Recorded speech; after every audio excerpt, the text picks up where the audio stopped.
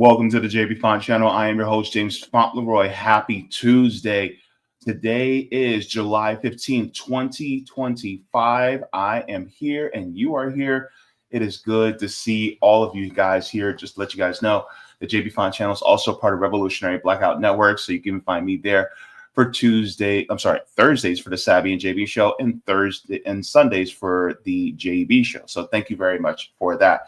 Go ahead and give a like to the stream if you guys already like what I'm already talking about. But if you guys want to wait till the end, that's fine too. But thank you so very much in advance for that. Also, if you considered sharing and subscribing as well, this also helps me to be able to reach more people so that I may be able to help inform, inspire, and help activate. So thank you very much for that. Also, if you guys would like to, you guys can also sign into my Substack. You guys can become email recipients. This is whenever I go live, upload clips or write any articles. You guys have that there at jaybefaunt.substack.com. And if you guys would like to get any reactions from me, especially to questions, video reactions, or if you guys would like me to react to a video that you guys find interesting, you guys can also connect with me through QBounty at qbounty.com/Jaybefaunt there. So thank you so very much for that. Guys, it's so good to see all of you here, and it's good to be back with you. We have a lot to talk about today. This is going to be a hefty show to get into. First, what I want to do is I'm going to go to the people in the chat, say hello, and say my greetings to everybody who's joining in so far. And it's good to see all of you guys joining in. So first, we have Miguel coming in with the peace. Yes, Miguel, thank you so very much. Good to see you in the chat as well. Nice that you are here. We have John Kemper coming in saying peace, love, and solidarity. So yes, Blue Marble coming in saying peace and love and solidarity. Thank you so very much for that as well. So good to see all of you guys here. Let me check on the Rumble side just to see if we have anybody watching on the Rumble side.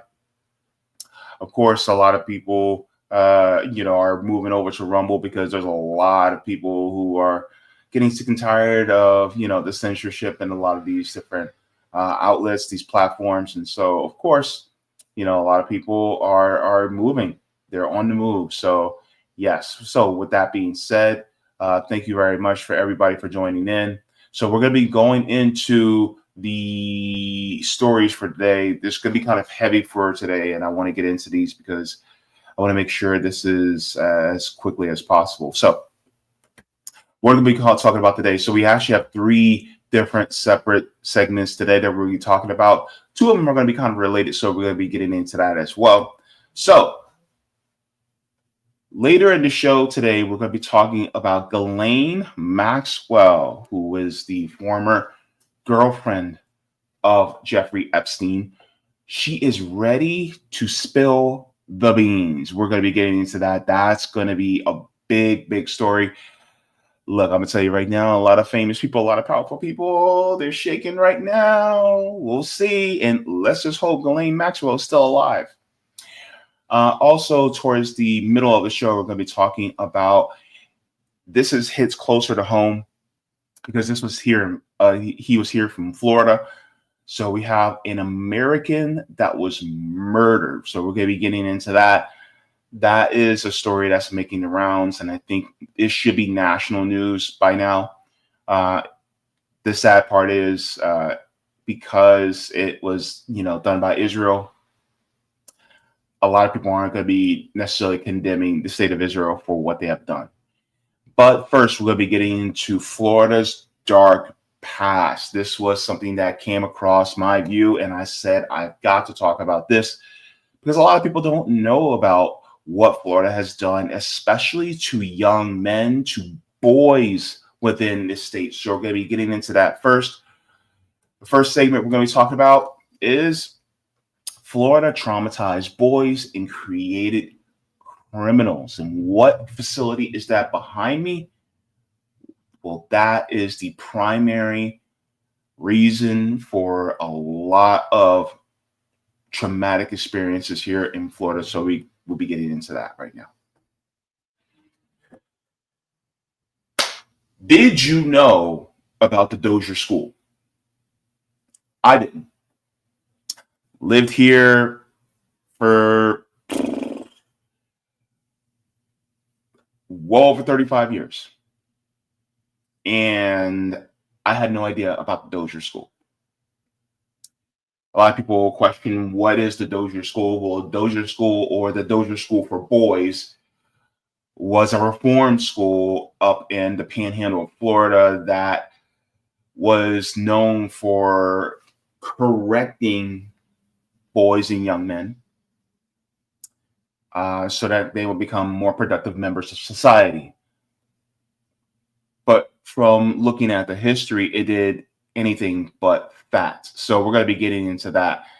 And one of the things I want to talk about is an article that recently came out that shows that there was a link between a lot of men who are on death row and the Dozier School. Let's get into this right now, because there's a lot of people this is when we talk about this is the school to prison pipeline on steroids. So we're going to be getting into this here. So this is an article at the Tampa Bay Times. This came out just a few days ago. It says dozens of teens from abusive Florida reform schools landed on death row. It says Michael Bell, set to be executed Tuesday, which is today, is among at least 34 boys from the Dozier School later sentenced to death. Did abuse make them more violent? And this is the part where a lot of times people do not, they think that, oh, well, we just got to focus on punishment and not true, actual restorative justice. And I want this to be a lesson to all of us, that true restorative justice turns people into better people. It doesn't make them worse, which makes you think about our prison system, right? The recidivism rates, as well as how prisoners behave once they're there. Let's get into this. All right. All right. So let's get into his here. This is a statue from there. It says 8 years before a jury sentenced him to death for 2 murders, and he confessed to 3 more. Michael Bell spent a time at a Florida reform school so violent that the state later apologized for the abuse and paid millions to the victims. By the way, just to let you guys know, reparations had to be paid to the victims of this school. $20 million. $20 million was paid in reparations to the victims of the Dozier School. That's how bad this was. I want people to know the magnitude of how horrible this school was. And it was a state-funded institution and ran. Says the now 54-year-old Bell, who was scheduled to be executed on Tuesday, spent 4 chaotic months at the Arthur G. Dozier School for Boys in Mariana during 1986 and 87 when he was 15. Not that long ago. I was alive. Says guards forced him to fight much larger boys at least 6 times, taking cash bets from the Dozier employees on whether he would win. When they threw him face down on a cot in a squat building, everyone called the White House and told him to grasp the handrail while beating him with a leather strap until he bled. They shackled his arms and legs and left him in that position for hours. Bell was among at least 34 boys who stayed at the Dozier School and another 16 sent to Okeechobee, a separate boys' school with a troubled history, who ended up on Florida's death row, according to a review by the Marshall Project. At least 19 others, and possibly many more, went to prison for murder, but were not sentenced to death. 25 of them were killed when they were 15, 16, 17, or 18, soon after departing the reform schools. Combined, the men who attended Dozier and Okeechobee have killed at least 144 people. It says most people who are tormented in childhood do not become murderers, and it can be difficult to know why someone commits violence, experts say. Some boys who went to Dozier likely would have committed murders regardless of the trauma they suffered at the reform school. But research shows that childhood and adolescent abuse does affect brain development and can make people more violent. Bell and other men sent to Dozier around the same time described the Marshall Project to a culture of fear, a foreboding that escalated at night when older boys stole in through the windows and beat up or sexually abused younger ones. And so I want people to realize the state literally allowed this to happen. And people will go, oh my God, I cannot believe that the state would allow this to happen. Really? Really? I got two words for you: chattel slavery. You don't think that the state wouldn't allow things like this?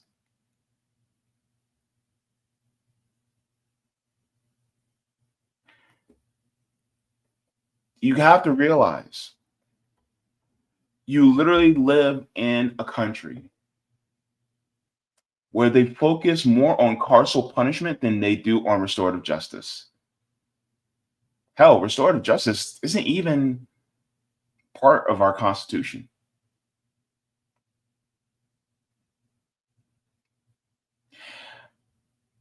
And one of the reasons why this is so bad is because, number one, it was affecting working class and poor boys. And secondly,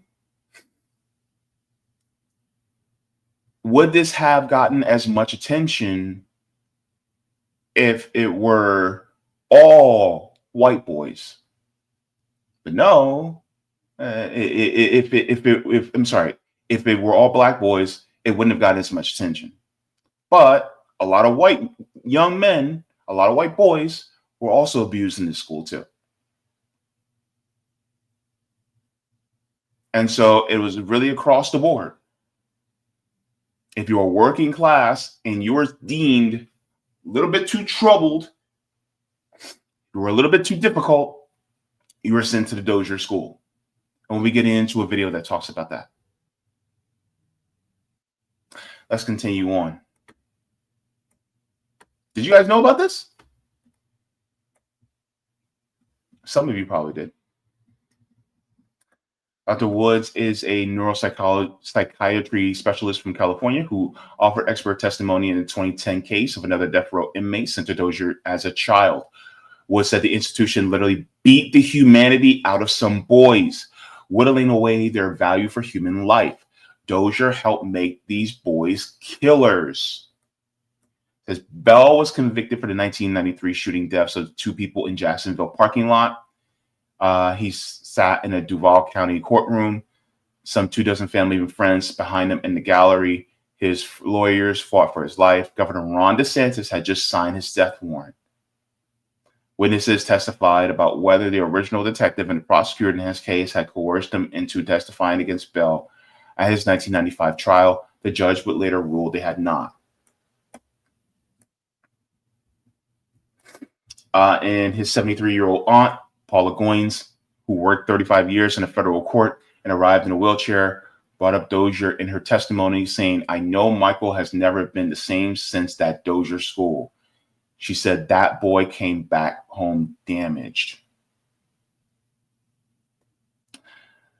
So it gives the science about it because it talks about how, the human brain isn't truly fully developed until the age of about 24, 25, which means that the prefrontal cortex, which is responsible for judgment, impulse control, and other things that are very important for us to be able to regulate as adults are not fully developed. So when it's in that development stage, when it gets damaged, well, then you wind up with adults that have very little impulse control, very little self-control. They can become very violent very quickly. And so this is what happens. And now I want to ask you this. What do you think happened to a lot of our parents, grandparents, great grandparents, and so on and so forth, especially those of us who are Black American down the line, who we had to endure things like chattel slavery? Think about the mental trauma, the emotional trauma that we've had to endure as a people where this happened. Think about, let's just go across the board to all races, right, within this country. How many of you have been raised in a household where you guys were spanked because your father did it to your grandfather did it to your father, and your great grandfather did it to your grandfather? And it wasn't just a swat. No. You know what I mean? See what I mean? And so it passes down this carousel punishment that ultimately is saying, well, we got to correct you in this way by force, even if it hurts you mentally. And what did our ancestors do? They did the same things, but they did it so that if they did it, it wouldn't be as harsh as when the white slaveholders did it. So then we can keep ourselves in line so that we won't get damaged even more by the slaveholders.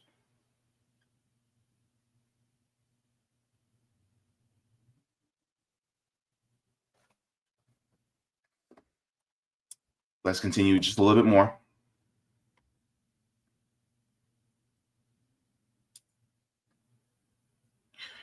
It says neuroscientists have found that an abused child's brain will not mature as easily. The brain matter covering its connections is damaged with cuts, similar to how a worn wire may fray and split. As a result, the brains of abused children are more prone to arousal and less able to regulate impulsive behavior or control angry outbursts. So that's basically part of the science.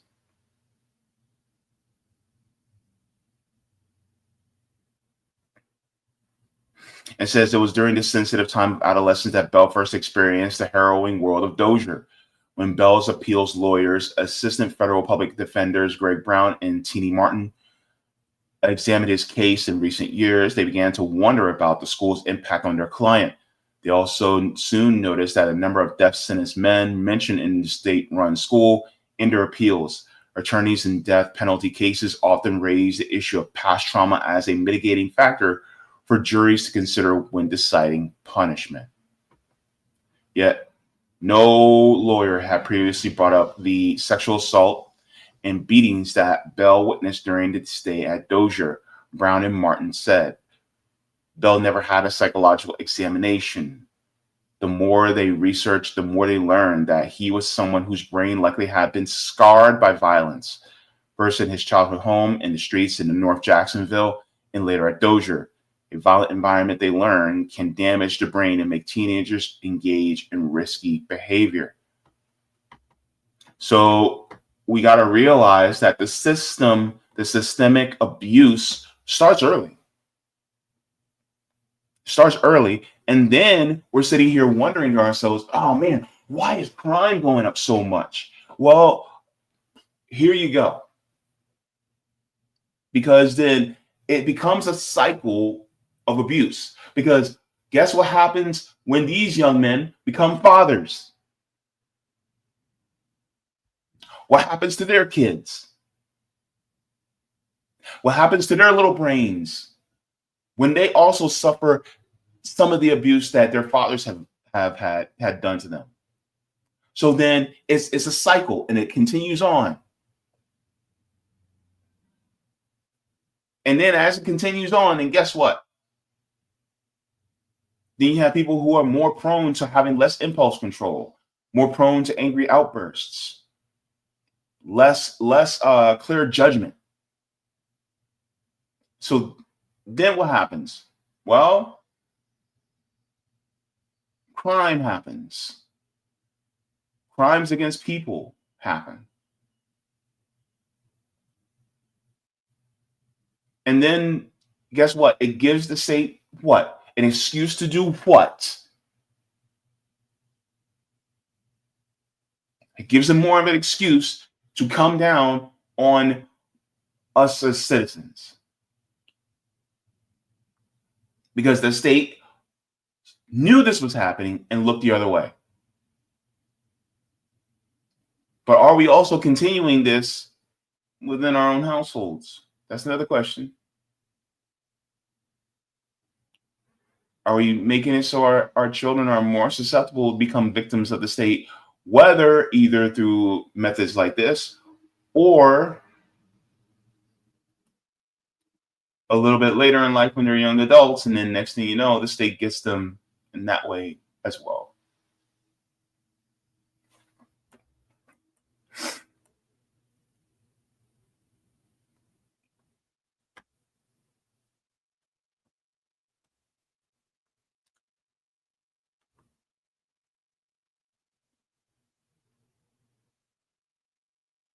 And I'm not going to be able to read this whole article, but I want to stop here. It says, if you have grown up in an environment where you are being cruelly treated and beaten, you are emotionally and physically in constant danger, your brain is going to read and perceive danger in everyone. That was from clinical psychologist Marlene Israelian, who has a practice in Atlanta. It says you perceive a threat even in the abuse. You perceive a threat even in the absence of a threat because it's the adaptive thing to do in order for you to survive. So that's what happens. So I'm going to put the article inside the chat for everybody so you guys can read that entire article. But we're going to get even deeper in this because I want you guys to see how deep the rot goes. So we're going to get into this. Let me see here.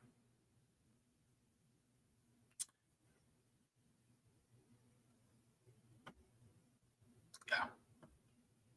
So we're going to get into this this video here. This video says these boys went through hell, the Dozier School of Horrors. So we're going to start right here. New Year's Day of 1900 rang in the grand opening of the Florida State Reform School, which would later go through a few name changes before ultimately settling with its trademark Dozier title in honor of a superintendent. But who exactly was in charge of this place? Originally conceived in 1897 under a legislative act, the school was first overseen by 5 specially appointed commissioners chosen by the governor. The stated purpose was reportedly to provide a place where young offenders against the laws of our state might be separated from older, more vicious associates. Well, if the goal was to keep vulnerable kids away from dangerous adults, you'll soon see that this was a failure of epic proportions. For a considerable time, the school was the largest juvenile reform institution in the United States. A sprawling open campus that encompassed 1,400 acres, the premises felt separated from the rest of society, its own little world, often the only world its students really got to see. Okay, when we first got there, we were taken up to the Florida School for Boys by a deputy sheriff from Bradenton, Florida. We got there early in the morning before the administration office had opened to check us in, and the place was absolutely beautiful. We thought that it was going to be a wonderful place to be at. One of the saddest things about this situation is that it seems like so many boys with nowhere else to turn may have really thought this place would offer some semblance of a home, or at the very least hoped it would give them some help. And you know, reform is a pretty broad term, and so I found myself wondering, what did these boys do to get sent here in the first place? Well, it turns out the criteria was pretty wide-ranging. as in you could get sent to the school for theft and murder, or you could get shipped off merely for what they call incorrigibility, which seems to mean just being generally disobedient. So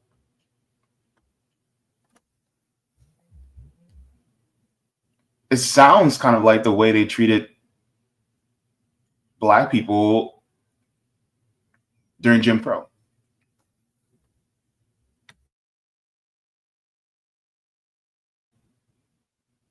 Where it's really for just seemingly innocuous reasons, or it's just, what is incorrigibility? I looked up the definition. It basically means the ability of, you're not able to be corrected, right? And so the question is like, in our mind,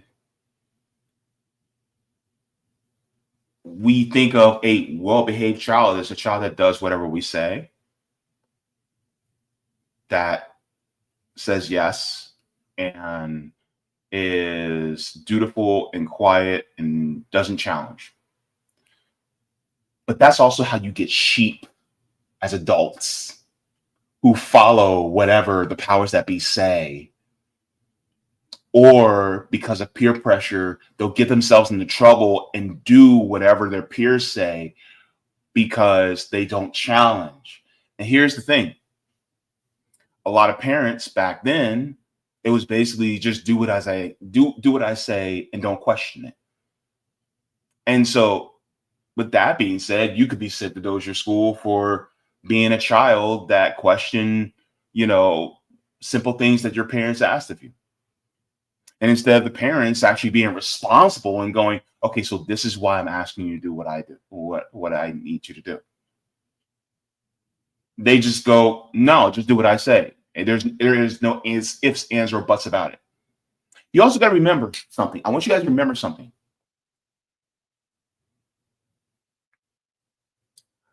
A lot of those slaveholders were fathers and mothers. You don't think that some of the ways they treated my ancestors were some of the ways that they may have treated a little bit their children a little bit? Maybe they treated their children better, but children were also seen as lesser than, and they were to be seen and not heard back then. So it goes to show that they're not necessarily as they're also not necessarily as seen as free to be able to say or do what they want either. In some ways. I mean, it depends, between, from family to family, but largely, especially in the South, it's, children need to be seen and not heard, even in white households. So you can get sent to reform school pretty easily for even questioning. Let's continue. Get caught playing hooky, smoking a cigarette, or running away from home, and you had a pretty good chance of being admitted to the institution. This was along the lines of what Charlie experienced.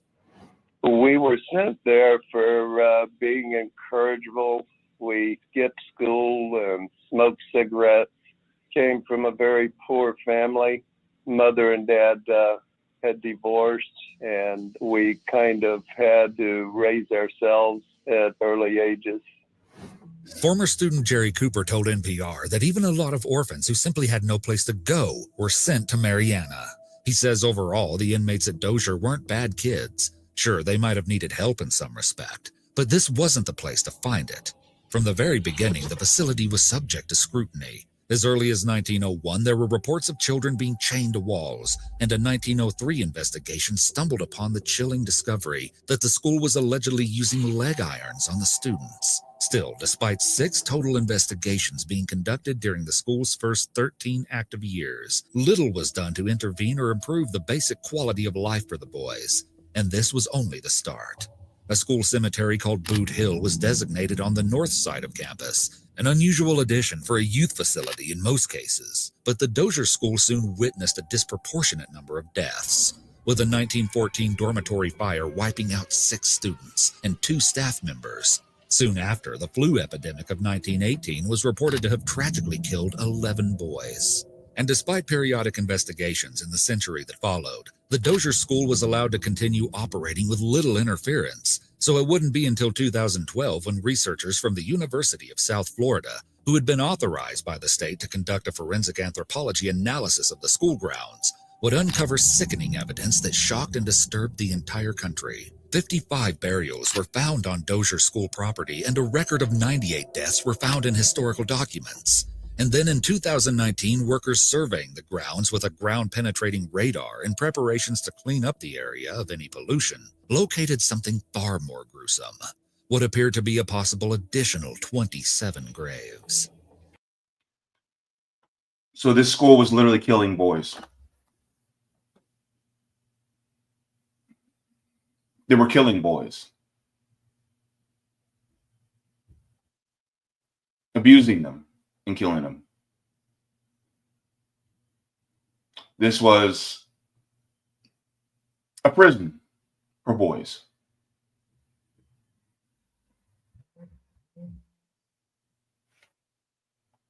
And the question remains, why did this school exist?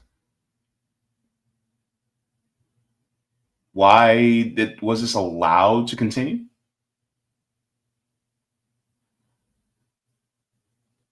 How many young men, how many boys grew up in our state and now are emotionally damaged, and because of their emotional damage that they've endured in places like Dozier School, they're around us in the general population and they have to not only deal with the trauma that they've endured, but when it comes to maybe their outburst of anger or their impulsivity or things like that, we have to be on the receiving end of it. And there was no true healing for them. Last month was Men's Mental Health Awareness Month. Yes, it was Pride Month as well, which I also celebrated. But it was also Men's Mental Health Awareness Month.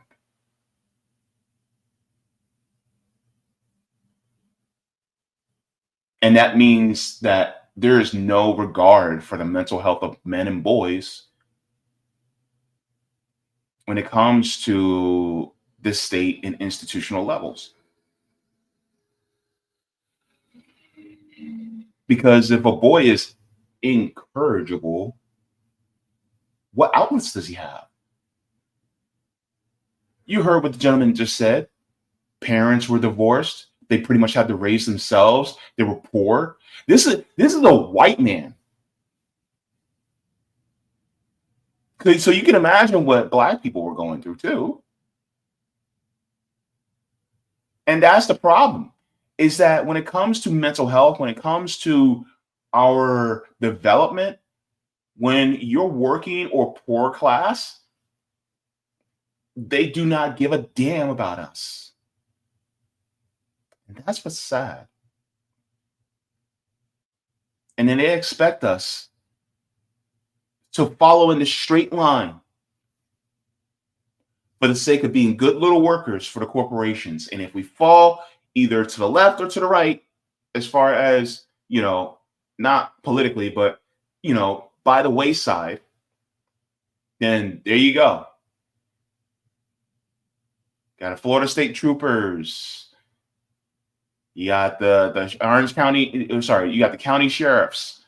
You got the city police. They're there to pick us up, take us to jail, process us, and if they can convict us, then they throw us into prison. And then we become slaves for the state.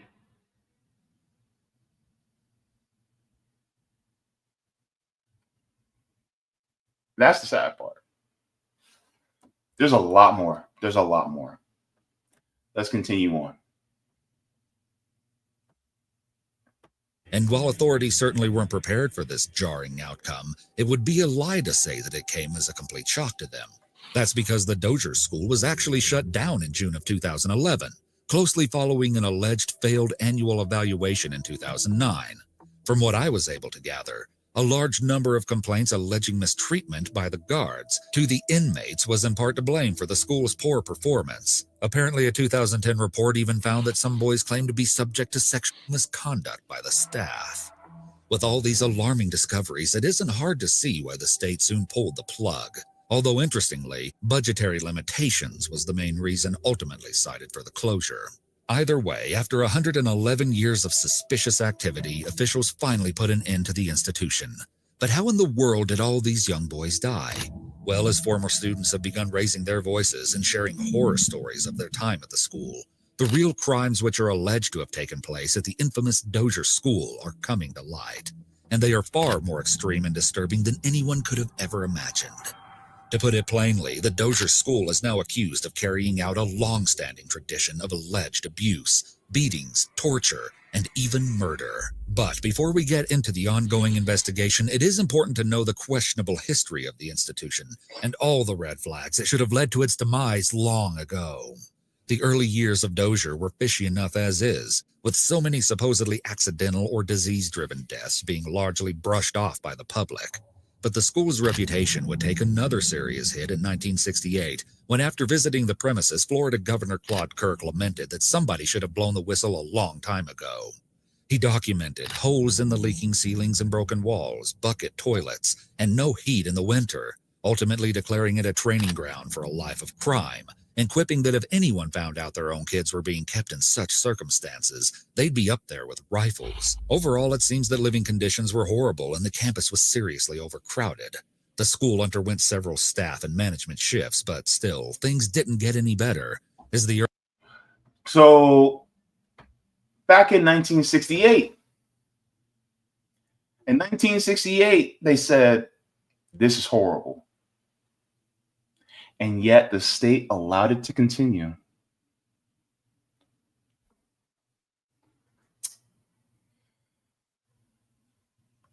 You guys wonder why we talk about we need to end the system?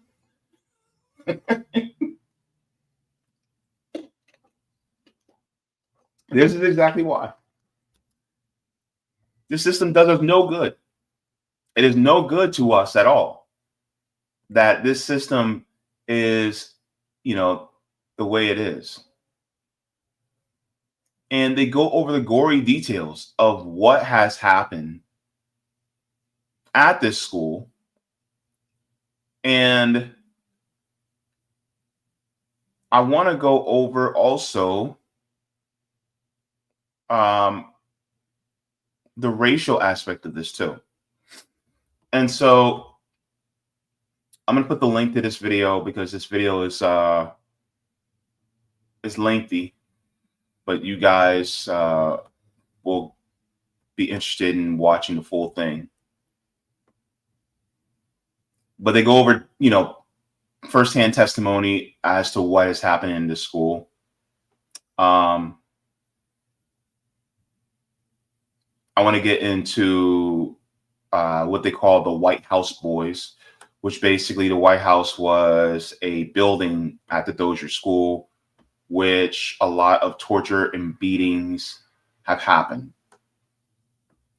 And so let's get into this.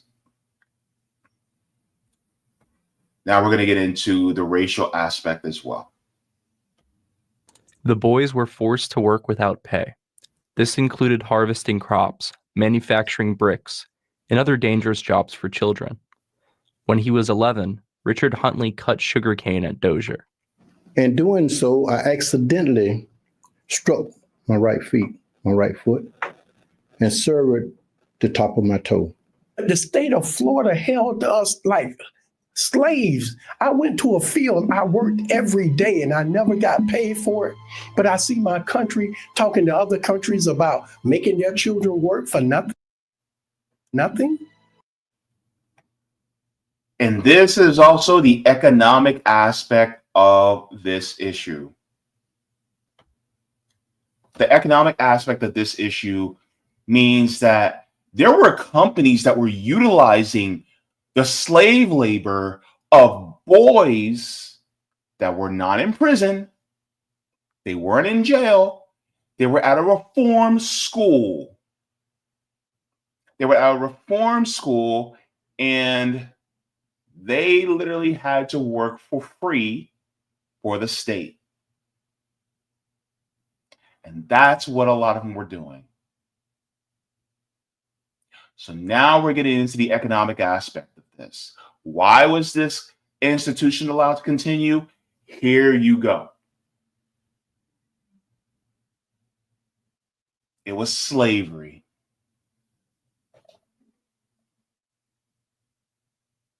And they were being beat by their overseers, the guards. They were being abused by their overseers, the guards.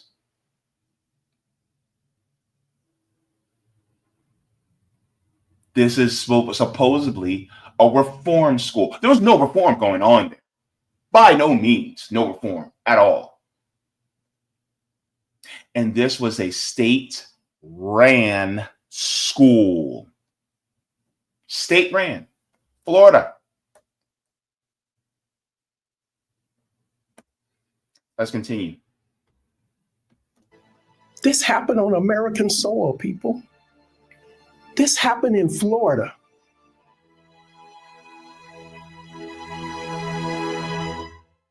This is a story about children who went into state custody, died, and were never given back. Their families weren't given an answer.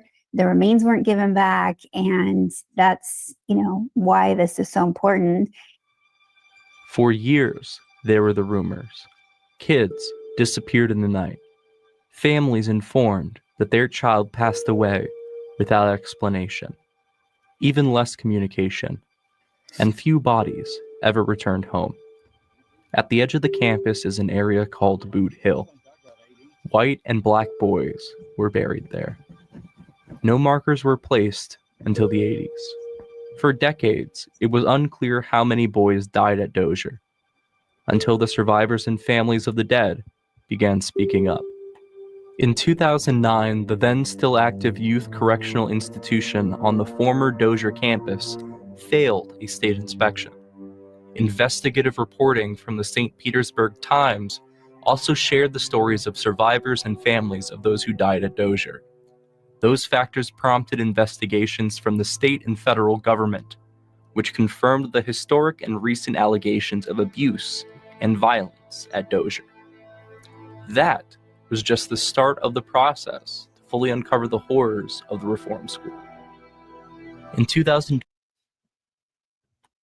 and I know it's gruesome, but they were just showing the splattered blood on the walls from boys in the past being beat to death.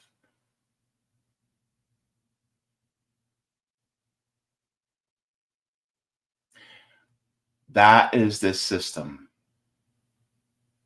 That's how horrific it is. And so when people talk about, well, why is crime so high? Or why are people so unregulated and emotionally stunted?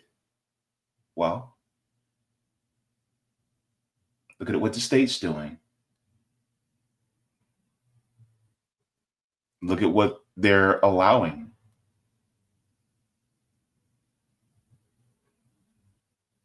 And so I want people to know that it's crimes that are being done to us and around us that we may not even know about.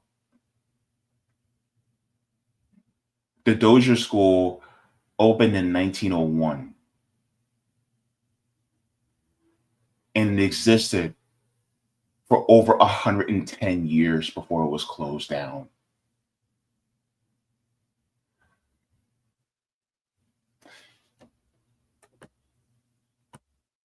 this was so bad that literally Ron DeSantis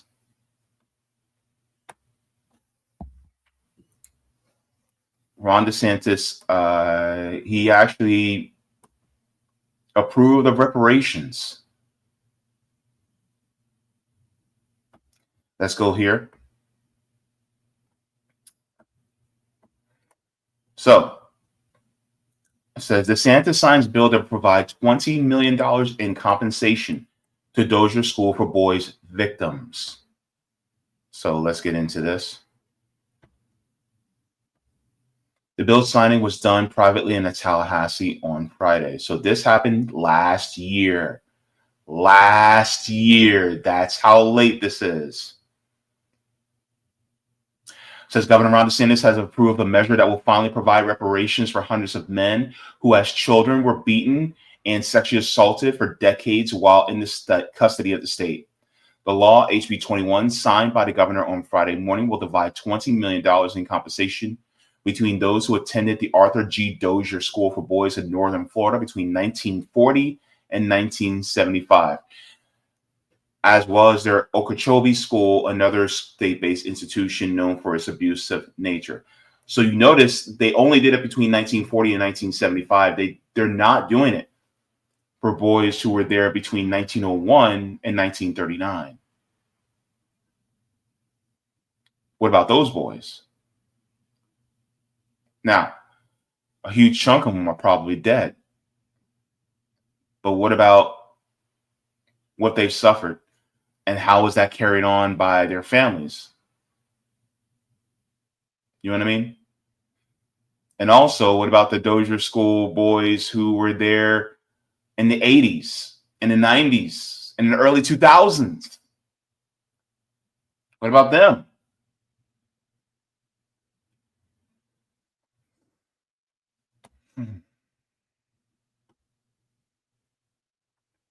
Says, according to Bill analysis, there were reports of children being chained to walls and irons, brutal whippings, and peonage at Dozier as early as 1901.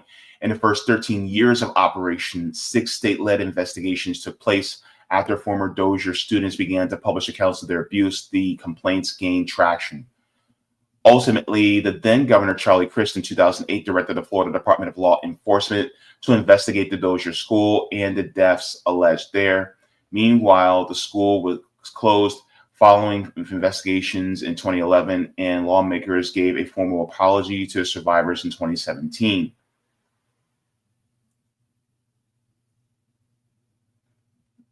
So they were children.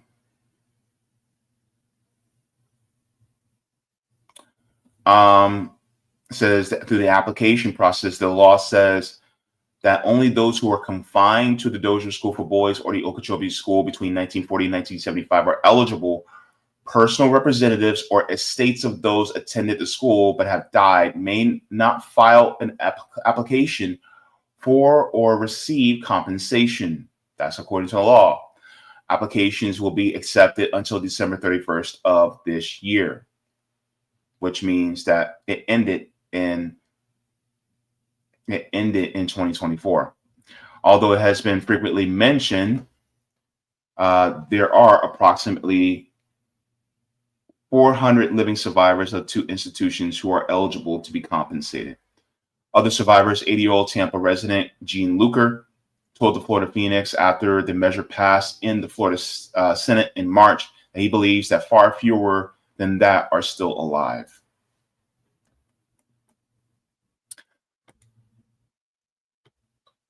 So even any compensation for what has happened, I don't think they went far enough.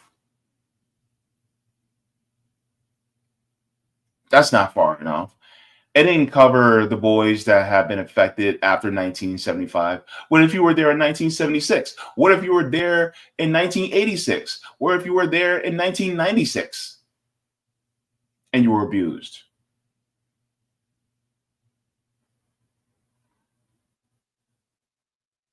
And by the way, if you went to the Dozier School at 14 or 15 in 1996, guess what? You're the age as one of my brothers. It's not that long ago. I was in middle school in 96.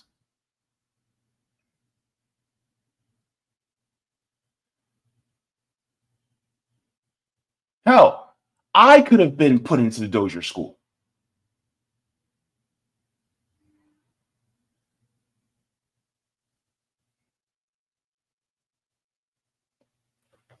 This is why the system needs to change. Because the state will even allow things like this, which means the state has to change. We need a new state, not reform, revolution.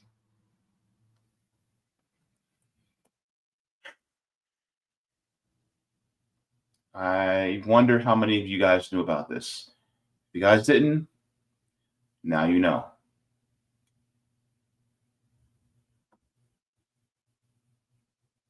Please go ahead and give a like to the stream. Thank you so very much to everybody for watching for this part.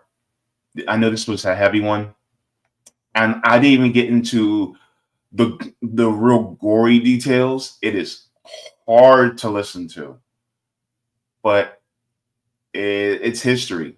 And like they said, history is doomed to those who do not study history are doomed to repeat it. And, you know, this is one of those where we should be saying never again. Never again. Let's get into the chats. Let me go into see if we have any Rumble rants first. We're good on the Rumble side. All right. Let's go into the rest of the chat here.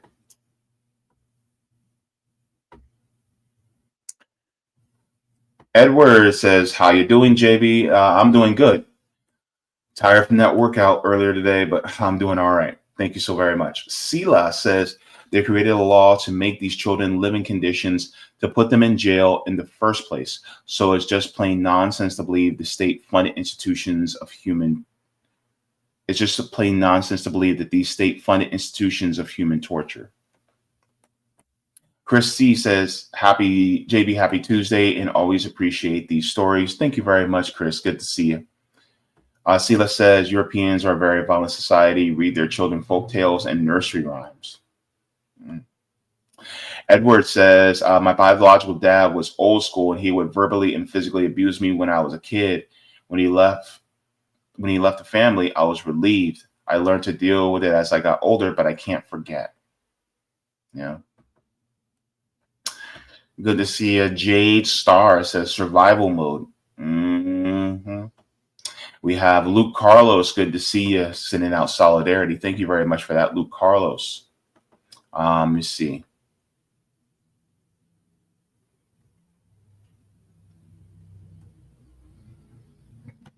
Very good point. Jade Star says many may have been at ADHD, Asperger's, autistic.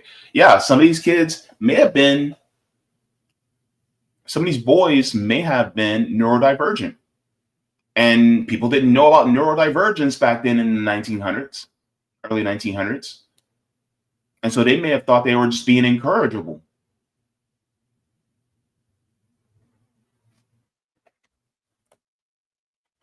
You know, let me see.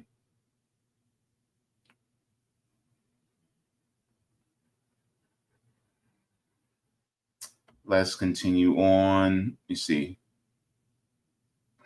Oh, yeah. J-Star says this is like Canadian residential schools. And the residential schools in Canada were for Native American children, where they whitewashed their history. They made them basically, they took their indigeneity away, you know, cut their hair, made them stop speaking the language, things like that. Oh, yeah, yeah. They were horrible to the native people.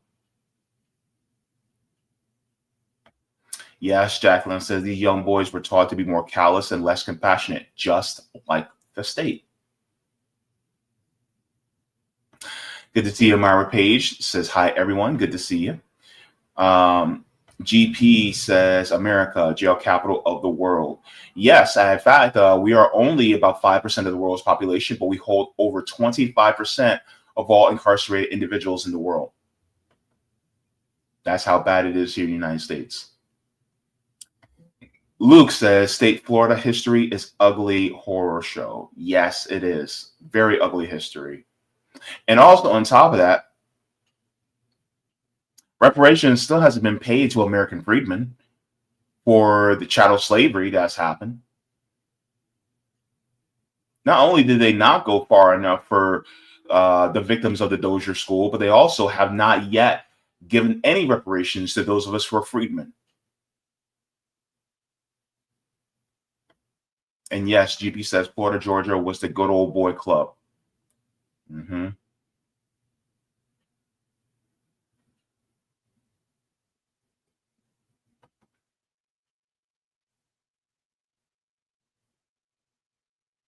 All right. So let's go into, actually, first, let me do a shout out to the patrons on Patreon. And then we will get into the rest of the stream. So, going to do this right here, right now. Starting here, starting now. Okay. I'm not going to sing because I don't want y'all ears to bleed. Anyway, let's go into the patrons on Patreon. Here are the tiers. Thank you so very much to Mega Jaybefaunters, Super Duper Jaybefaunters, Super Jaybefaunters, Jaybefaunters. We have Comrades, Solidarity, and JB members. And we would like to give a shout out to new member, Peter Pavlov. Thank you so very much for joining in and becoming a patron on Patreon. It means the world to me and keeps the lights on. Thank you so very much. And by the way, if you guys have not noticed, my channel is demonetized. So if you like to support the channel, you can support via Patreon or PayPal. So thank you very much for that. All right. So Roger says DM. Okay, let me get into that.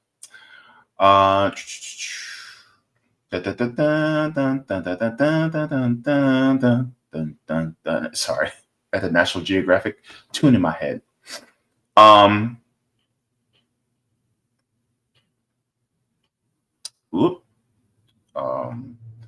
right, so let me enlarge this, okay? JB, just tighten up, bro. Okay. All right, so let's get into this. All right. Thank you for this, Roger. He says, thank you for covering this about what has been going on with us for decades. There's this common narrative on our side of the political spectrum that says that thing that we have to correct foreign policy first before we can address domestic issues, that what our government is doing abroad will come back home. No, it's actually the opposite. What is being practiced abroad started here at home, and usually freedmen are the guinea pigs.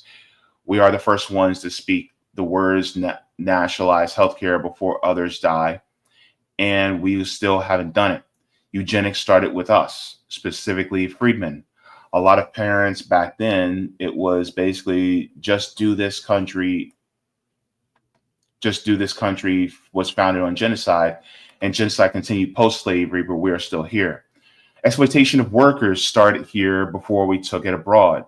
If you correct the domestic, then your foreign will autocorrect. The military depends on people staying in poverty to feed their imperialism abroad. Okay, resolve poverty at home and less party going into the grindery? I don't know if that's party going into the grindery. I don't know what that means.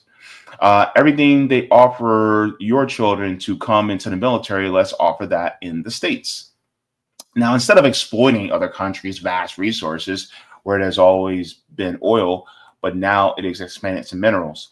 All those things, the electronic components, batteries, rubber, and all those things that we make from it, we can create those materials in a lab was such as algae, borosphine, and diamonds. Yes, diamonds. I don't know why I said it like that. For raw material for industrial usage, such as to make batteries, electronic circuit boards, and components, textiles. We also we can also grow it via hemp. Most importantly, cooperatively own it at every stage in the supply chain. You just completely took away the need to go into other people's backyard and steal their resources and disrupt their government. Oh, you talk about grinder. Okay. I know another kind of grinder, but I ain't the type of grinder you're talking about, Roger. Sorry. Mm-hmm. All right. Okay. Let's get into the next one. This is going to be a very heavy story. Not happy to talk about this one. This one hits close to home. So let's get into the thumbnail again. So we talked about Florida's dark past, about the Dozier School for Boys and how many boys were being abused, how it's leading to, many boys,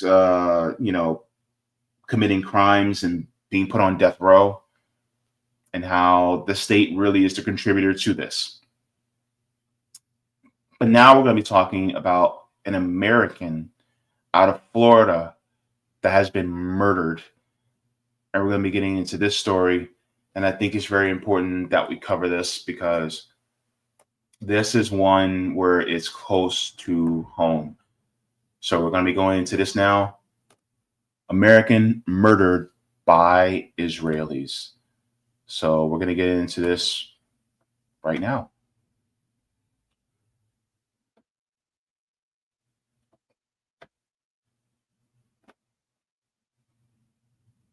This is a story that has happened recently where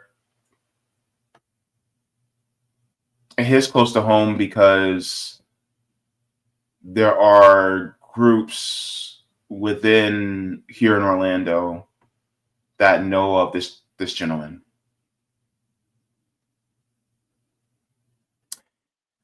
I'm going to defer to them to tell the story because it is best to have them tell the story of their people. So I'm going to share my screen and shout out to the Florida Palestine Network, all of you there.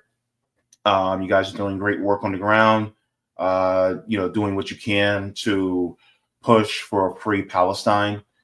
And I continue to stand with you, and let's get into this here. So it says, glory to the martyr, Saif al-Din Kamil Abdul Karim Musallat. It says a Palestinian in Tampa, Florida, resident murdered by Zionist settlers while visiting Palestine. Yes, he's from Tampa. It says the Florida Palestine Network extends with heavy hearts our love, outrage, and pain to the family, loved ones, friends, and a steadfast community of Al-Mazra's Ash Shakaya in Florida and in Palestine, mourning the murder of Saif Musallat. Saif was only 23 years old, a Tampa resident, a son of Palestine. While visiting his family to ensure the protection of their land and his neighbor's land, Saif Musallat and Muhammad Awad were murdered by Zionist settlers, barbarically beaten in the neighboring town of Sinju, Muhammad's hometown. The cruelty of the Zionist settlers did not end with their barbarity. They blocked and disrupted the arrival of the ambulance at a checkpoint, delaying it for hours by design of the intended result of occupation. By the time Saif reached the hospital, it was too late. So let's stop there for a second. This is how depraved and how horrible the Israeli settlers are. They literally beat him to death and they prevented the ambulance from coming to him to save his life. This is an American citizen. I want you to hear me very clearly. This is an American that was murdered by Israeli settlers, occupiers, illegals in Palestine. This is exactly why we talk about a free Palestine.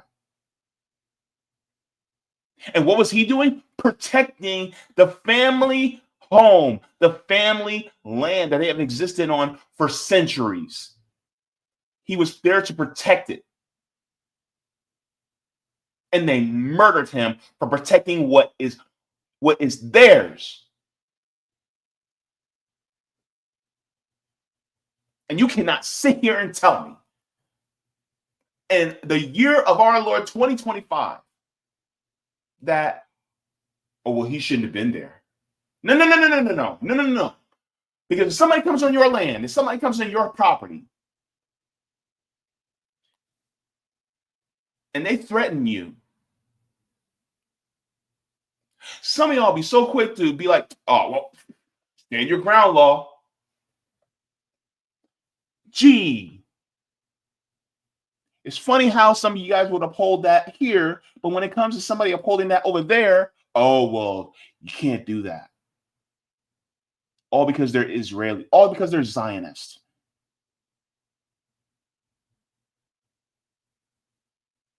You don't hold those same principles. He was doing what was right by his family, by his people. And what did he get for it? He got murdered. 23 years old. 23 years old at the beginning of his life.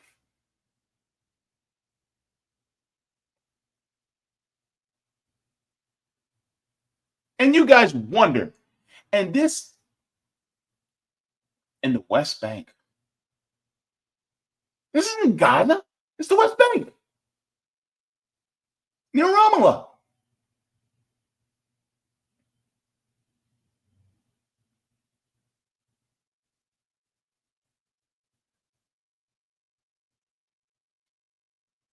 Israelis are a violent people. A very violent people. Zionism is a sick and twisted ideology, wanting to take from others.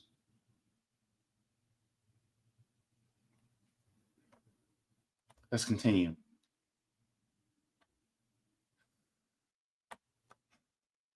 Pogroms are daily and deliberate violence of this settler colonial project, where Palestinian life is devalued, made disposable, and constantly under siege. As Palestinians, we live in a distinct and continuous state of grief. In Gaza, a U.S.-funded genocide continues uninterrupted, accelerating ethnic cleansing, dispossession, and devastation. In the West Bank, Jerusalem, and all across Palestine, our people face an existential threat, not only from protected and resource Zionist settlers, but from a militarized occupation that serves the interests of imperialism and capital that extending all the way to Tampa, Florida. We grieve Saif, and with him the hundreds of thousands of Palestinians who have been martyred in this ongoing Nakba. Every Palestinian life is precious. Every Palestinian has the right to live, to dream, and to build a future free from occupation in this imperial chokehold. Saif was a U.S. citizen, but American passports do not protect Palestinians. Citizenship under empire certainly will not guarantee safety, as it is a reminder of how deeply the structures of U.S. imperialism are entangled with the machinery of the oppression of working class people globally. We are not naive. Electoral politics will not liberate us. The U.S. government, regardless of its administration, is complicit in the ethnic cleansing of the Palestinian people. It arms, funds, and shields the Israeli settler regime and its settler agents. We have a responsibility as Palestinians, co-strugglers, and Florida residents to speak, to tell the stories of our people, to name the imperial systems and politicians who enable our suffering, and to demand an end to their profit-driven industries that thrive off of our deaths. We demand that the immediate termination of Tampa's partnership with Extend, an Israeli drone company whose weapons are deployed by occupation forces to surveil and murder Palestinians in the West Bank. These are tools of genocide tested on Palestinian bodies and sold on the global market of imperial war, making here make here in Florida.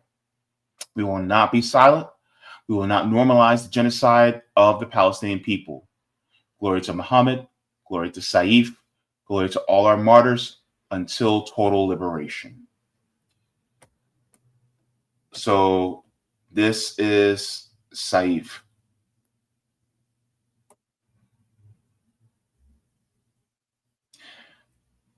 And I told him that I'll be covering this today.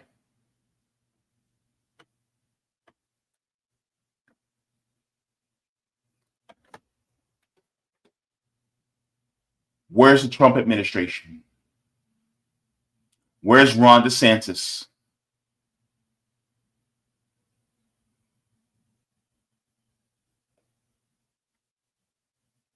They're cowards. Cowards. For protecting the interests of Zionists.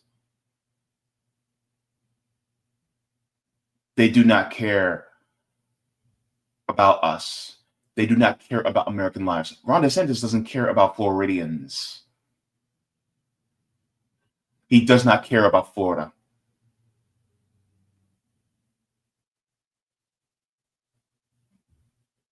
And this goes to Biden too. Doesn't care about Americans. He cares more about Zionists than he does about Americans. Same thing with Obama. Same thing with Bush.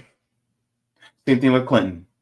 They all care more about the interests of capital, of imperialism, than they do about our own lives. Here you have an American citizen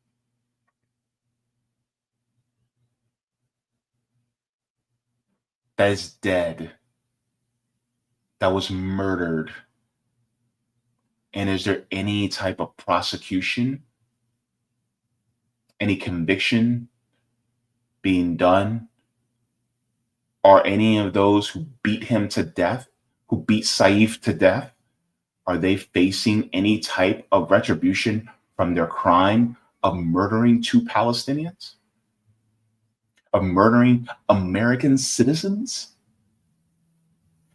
I'll tell you this, any country that will stand by and allow members of the military to be bombed by Israel and then act like it didn't happen, well, of course, they're going to allow the same thing, the same atrocities to happen to American citizens as well. I'm talking about the USS Liberty. If you have not, go ahead and look it up. Israel bombed U.S. soldiers. And our government didn't do a damn thing about it. Let's get into the article here.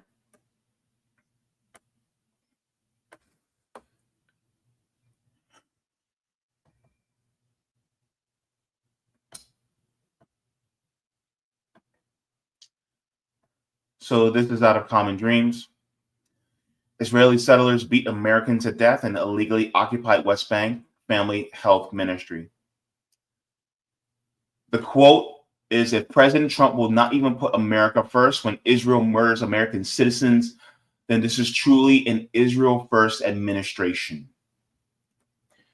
Says the Palestinian Authority's Ministry of Health and cousins of Saifullah Musallat, also known as Saif, Musallat, said Friday that the Israeli settlers beat the dual U.S.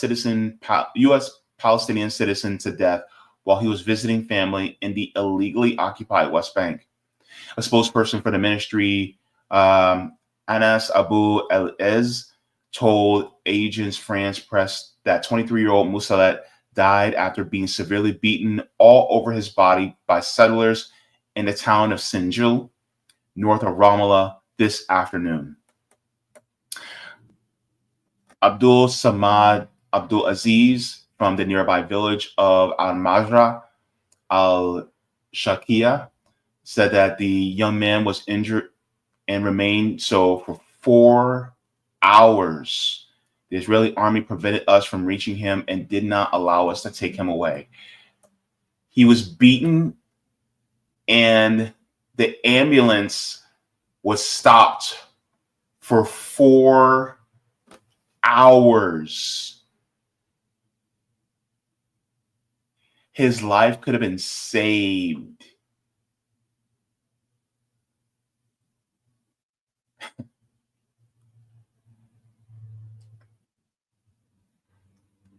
That's evil. That's evil. All for doing what? Protecting his family's land.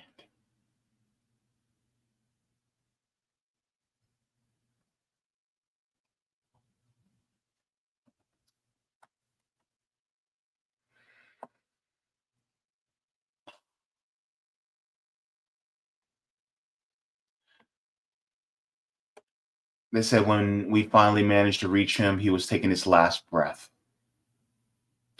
Says the Times of Israel reported that the ministry later said the second man, 23-year-old Mohammed Shalabi, was fatally shot by settlers. There have been no arrests yet.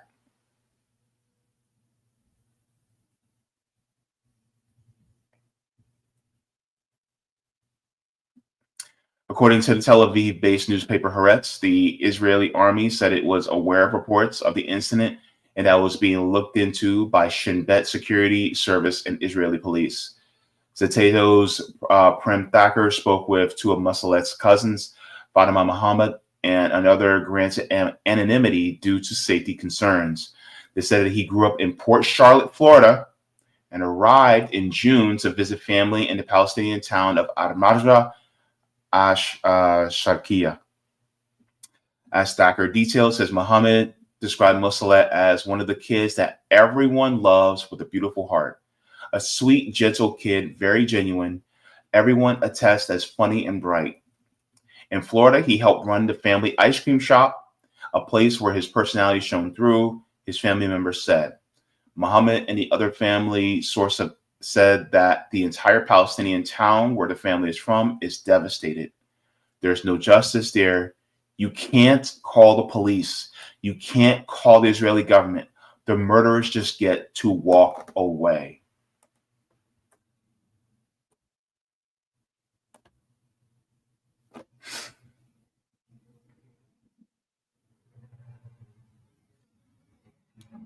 By all intents and purposes, the way Saif grew up was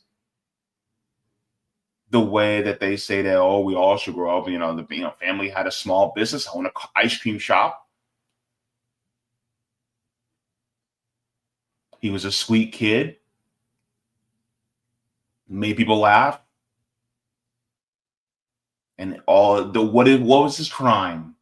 He dared to protect land from illegal occupiers, from invaders.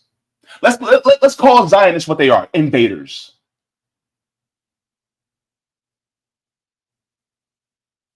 Because if you're taking somebody's house, if you're taking somebody's land away from them by force, you're an invader. That's exactly what you are. So somebody died doing the right thing. And yet, our governor and the president of this country refuses to not even acknowledge his murder.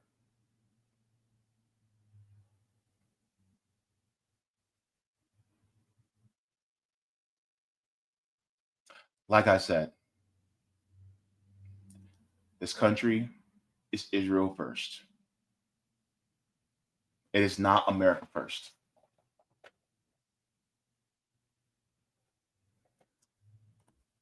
Let's continue on.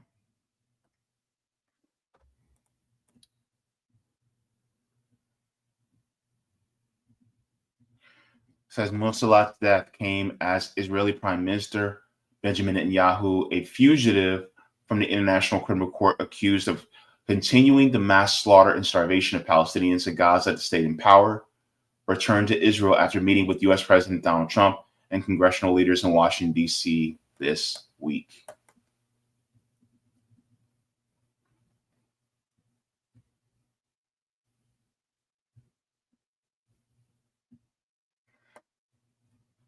Musallat is at least the 7th American killed in the West Bank, Gaza, or Lebanon since October 7th, 2023, including 6 killed by Israeli forces. Earlier this week, Satato asked several Republican senators if they knew how many Americans have been killed by Israel in the last 21 months. None of them could answer.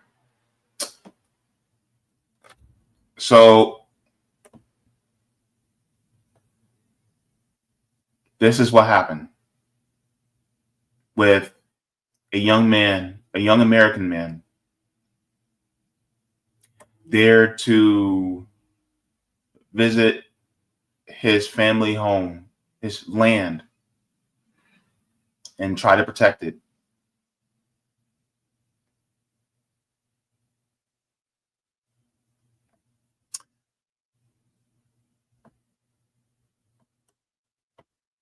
This is why, number one, both parties are trash.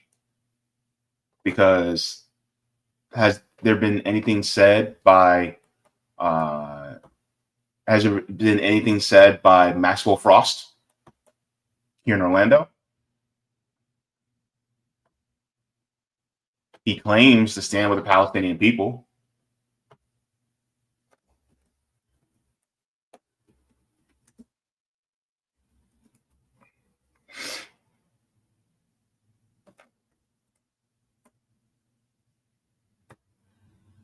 Let me check. I'm going to check real quick. Okay. He actually did say something. I want to give him. I am not going to go after him for this one because he actually did speak. Okay. So I'm going to share it with you guys really quick.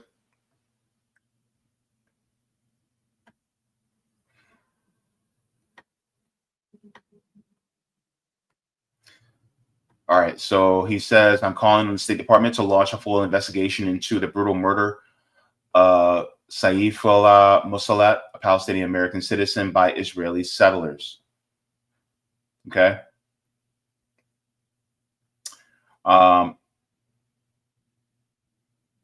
Now, here's the thing. Here's the problem.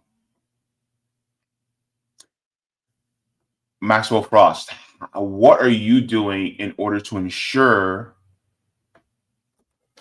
that this modern day 21st century Holocaust ends?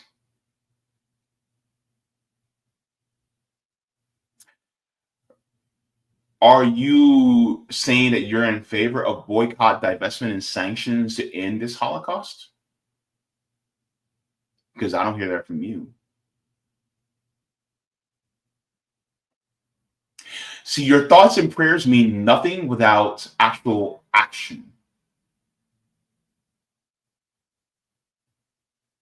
Your thoughts and prayers don't mean a damn thing. Keep your thoughts and prayers. When you're ready to do something actionable, even if it means losing your seat, then come talk to us. But until then, sit down. Have several seats. Because that rings hollow.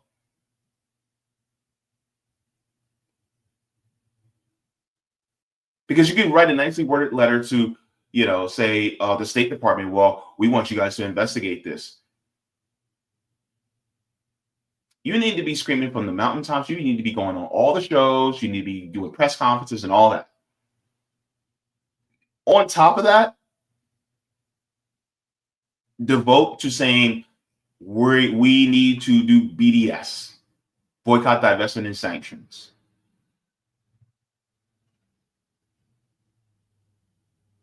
If you think that President Trump is a fascist, all right, put your money where your mouth is. Go ahead.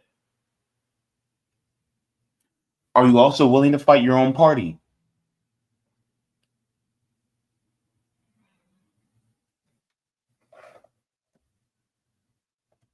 I doubt it.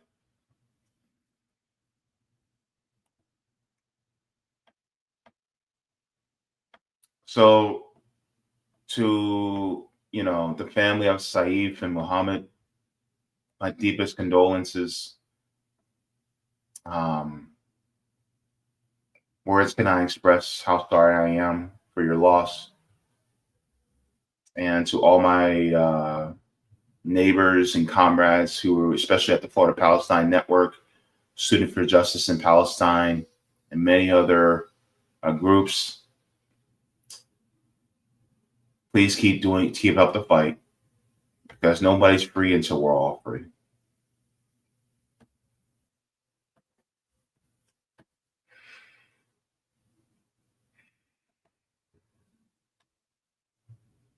All right. Thank you very much. Go ahead and give a like to the stream. Thank you so much.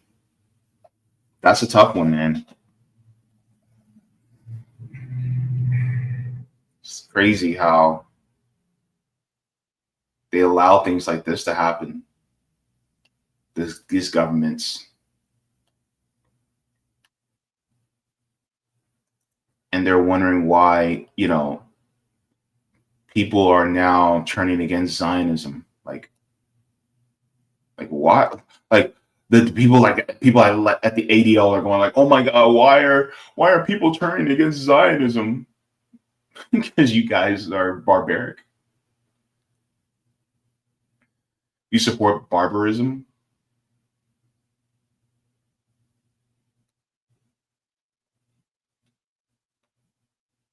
And, I know IPAC gets a lot of smoke, but J Street also deserves some smoke too, because they're liberal Zionists. But here's the thing, a Zionist is a Zionist. It doesn't matter if they're liberal or conservative. There's no difference, because they still both believe in illegal occupation. One just wants to do it more nicely.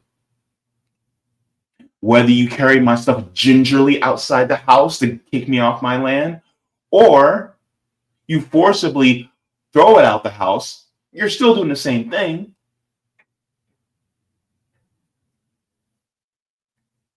Man. Let's go into the comments in the chat.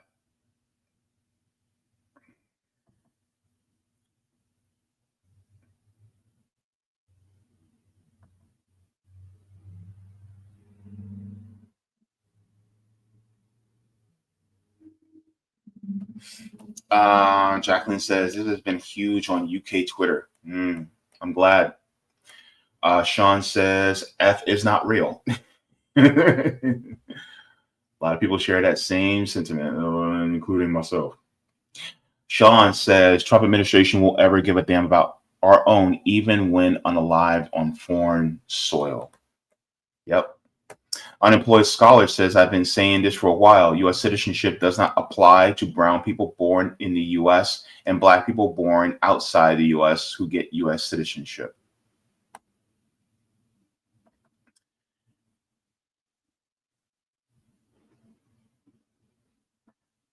Guitar Guy says, Shireen Abdul Akleh, May 11, 2022. Yeah, Shireen Abdul Akleh, she was a journalist, a Palestinian journalist who was shot by IDF. She was murdered. She had a press vest on where you can clearly see press, and she was killed by the IDF. Chris C says, Israel and USA are complicit in so many war crimes that it's getting impossible to catalog all of them. It is so sickening. Absolutely. I agree. Thank you so very much. Good to see you, Jimmy. And of course, yes, the anger is shared all around. Terry Connolly, good to see you, Terry. He says, greeting JB and comrades. Thank you very much. Good to see you.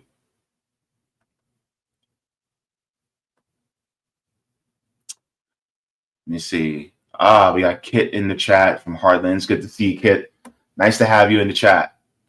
I know I'm seeing you during the heavy time in the stream, but it's good to see you always. And please make sure to, get into Heartlands Media, especially in the morning time, when you're getting ready for work or you're getting ready to, do whatever you do in the morning, right? You guys got Heartlands there. Go ahead and give them a sub. Let me see. Sela says, this country is capitalism first, hence that's why the United States pro-Zionist politicians protect or turn a blind eye to those horrors in Gaza, West Bank, and African nations, support economic boycotts. Yep, absolutely. economic boycotts, divestment and sanctions should be done.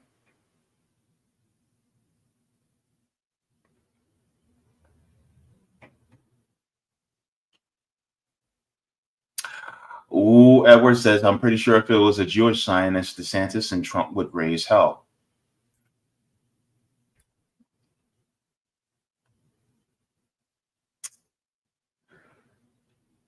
Yep. Crazy part is there's more Christian Zionists in this country than there are Jewish. My goodness.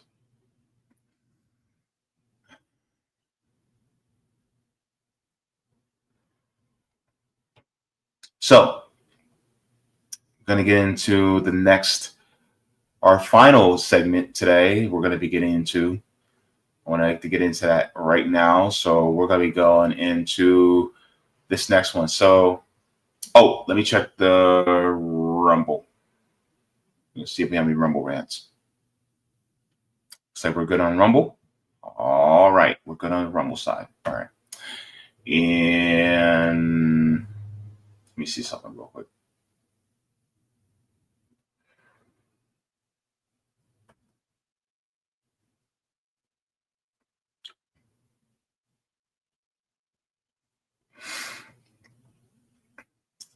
All right, so let's get into this. So we already talked about Florida's dark past when it comes to the Dozier School for Boys, the tragic past, and how the state allowed boys to basically be abused and murdered.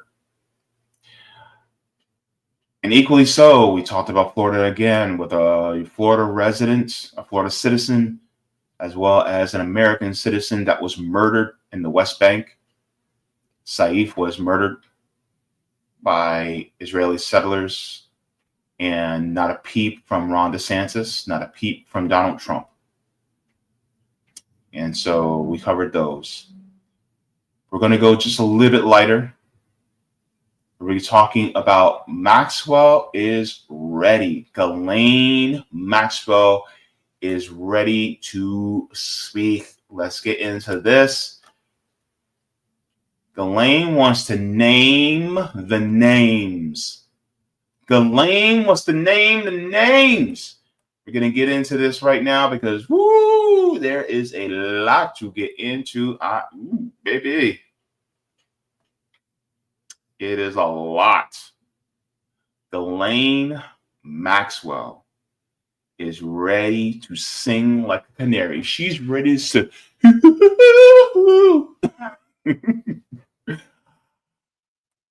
and it looks like the Trump administration is getting antsy.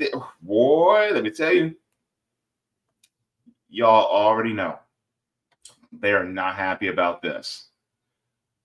So let me share this with you guys because I think this is going to be I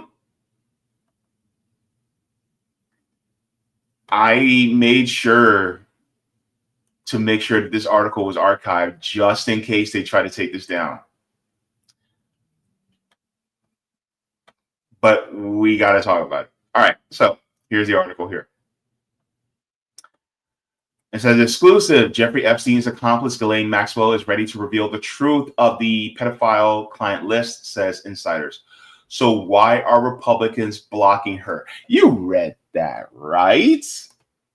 You read it right. Republicans, including MAGA, is trying to block her. Hey. Baby, it's about to get intense in here. All right. So this came out just a day ago. It says Ghislaine Maxwell is willing to speak in front of Congress about the Epstein files. Sources tell the Daily Mail. Maxwell, who is 63, is the only person behind bars serving 20 years on child sex trafficking charges, despite the fact that the pedophile Jeffrey Epstein allegedly controlled a web of underage girls. Additionally, Epstein's victims alleged that they were passed around and abused by wealthy friends and billionaire business associates who regularly visit his homes, including his private island, Little St. James. I hate the fact that it has my name in there. Ugh. Anyway, now a source said, despite the rumors, Ghislaine was never offered any kind of plea deal. She would be more than happy to sit before Congress and tell her story. No one from the government has ever asked her to share what she knows. She remains the only person to be jailed in connection to Epstein, and she would welcome the chance to tell the American public the truth. What the truth is remains to be seen. Maxwell was convicted in 2022 over her role in a scheme to sexually exploit and abuse multiple minor girls with Epstein over the course of a decade. So that's them together. And that's her recently. Maxwell argues that she should have been protected. She should have been protected from prosecution as a part of a non-prosecution agreement made by Epstein, her former lover and boss, in 2007 when he agreed to plead guilty to 2 minor charges of prostitution and a sweetheart deal, which saw him spend a little time behind bars. By the way, that was sweetheart deal helped facilitated by our own Attorney General Pam Bondi. Yeah, that Pam Bondi. Oh, the rock goes all the way up to the top, baby. The rock goes all the way up. Because a lot of Jeffrey Epstein's crimes happened here in the state of Florida. Let's continue. And now controversy continues to rage over the Department of Justice statement that there is no Epstein client list and the release of videos from inside New York's Metropolitan Correctional Center, which the DOJ says proves he self-harmed in 2019 while being held in jail on sex trafficking charges. Critics have pointed out the fact that there is a crucial minute missing from the jailhouse video that also does not show the door or indeed the inside of Epstein's jail cell. The scandal and alleged cover-up has prompted rebellion amongst President Trump's loyal MAGA base. Some even believe Attorney General Pam Bondi should be fired after promising to release all files relating to Epstein and his high-profile male friends, only to apparently renege on that promise. I'm telling you right now. Look, if you guys want to talk about it, look, me and Nico talked about it last week. But she said, no, the files are on my desk, ready to go. If the files are on your desk, then why aren't you releasing the names? But she's not. All right. On Saturday night, President Trump posted a rebuttal to accusations of a cover-up on social media site Truth Social, saying, for years, as Epstein over and over again, why are we not giving publicity to files written by Obama, Crooked Hillary, Comey, Brennan, and all the losers and criminals of the Biden administration? The Epstein cover-up was also a main topic of conversation among attendees of this weekend's Student Action Summit in Tampa, Florida, hosted by the conservative group Turning Point USA, an organization many credit with rallying Trump's young base before last year's presidential election. Sharon Allen, an attendee, told NBC News, "It's not even about Pam Bondi to me. It's like, look, Trump, we elected you because you were supposed to be different, so you have to prove to us you're different." A source close to Maxwell has told Daily Mail that the former girlfriend of Epstein, who continues to protest her innocence, would welcome a chance to sit in front of Congress to tell her story. So this is Donald Trump and Jeffrey Epstein, along with Melania Trump and Ghislaine Maxwell. They were friends. See? And then here's Jeff Epstein and Ghislaine Maxwell with Willie P. Bill Clinton. Another president. The source says congressional hearings have been held into everything from JFK's assassination to 9/11. Epstein files rank up there with those cases. Ghislaine would be willing to speak before Congress and tell her story. Maxwell is also fighting to have her appeal heard by the Supreme Court. On July 14th, lawyers for the U.S. government will submit their responses to her plea for the Supreme Court to take up her case. President Trump's former first buddy, Elon Musk, sensationally claimed that there is a cover-up between Trump is mentioned in the Epstein files, something sources close to Maxwell say is a false flag. President Trump was photographed with Epstein several times and they ran the same circles, but Trump was one of the first to break all contact with Epstein because they fell out over a business deal in Epstein's treatment of women, the informed source said.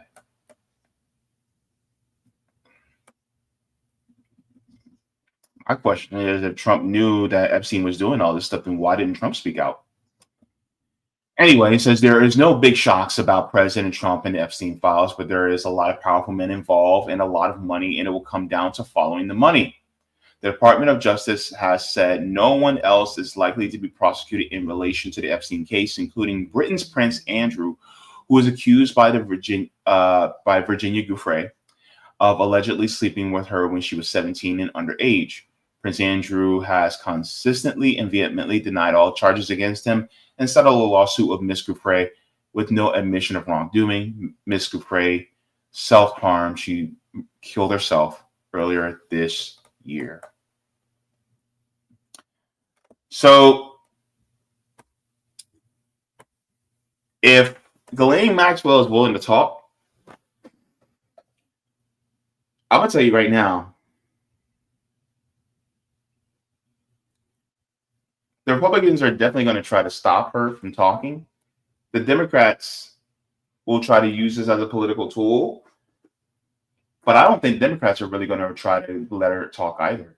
I think they're going to try to make this into almost like a political thing where it's like, we're gonna let her speak, and then next thing you know, they're going to use it. They're going to drag it out up until 2026 and then in 2028 to say, oh look, we tried to get her to talk, but the Republicans just wouldn't let us, right? And then she'll never actually get to talk because there are Democrats that are also implicated within the Epstein client list, and they don't want their party to be implicated as well. So really, it's just it's a game. I don't think that the Democrats would actually be willing to allow her to speak either, because if the Democrats were so willing to allow Ghislaine Maxwell to speak, she would have spoke last year.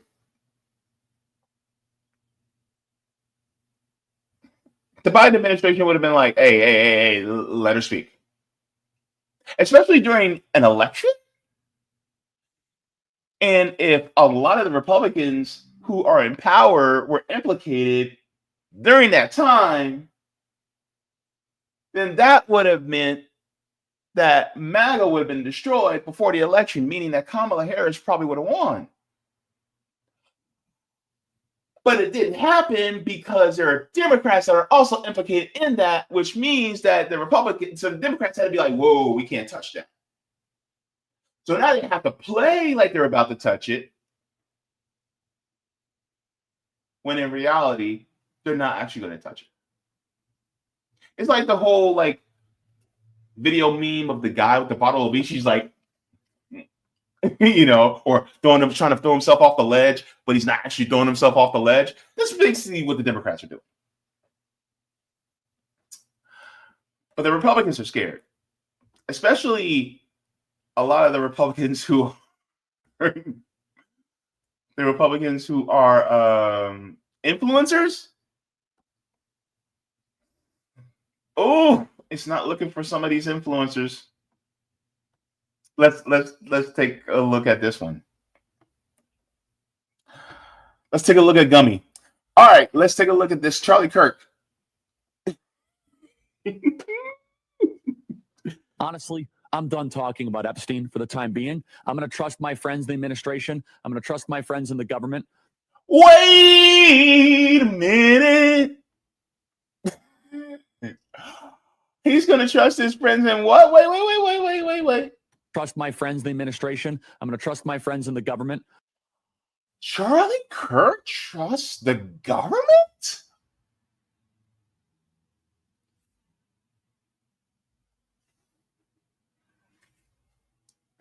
I thought government was the bad guy. And yet you're going to trust them? Oh, Charlie, this isn't looking good for you, Chuck. Chuck, what the fuck?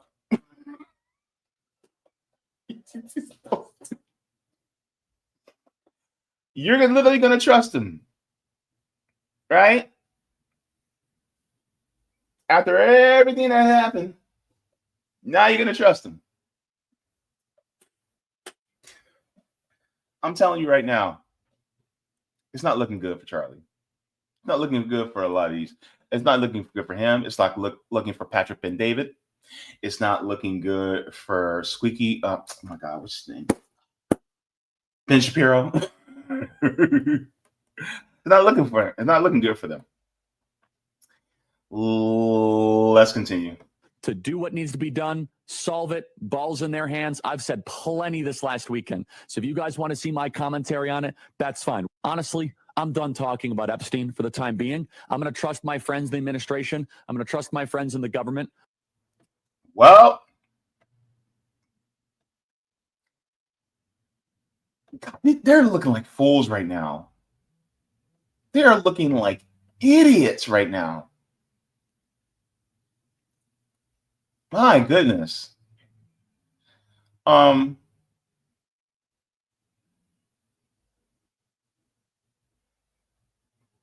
looking like idiots. And I want to share this as well, because this also has come out. And hang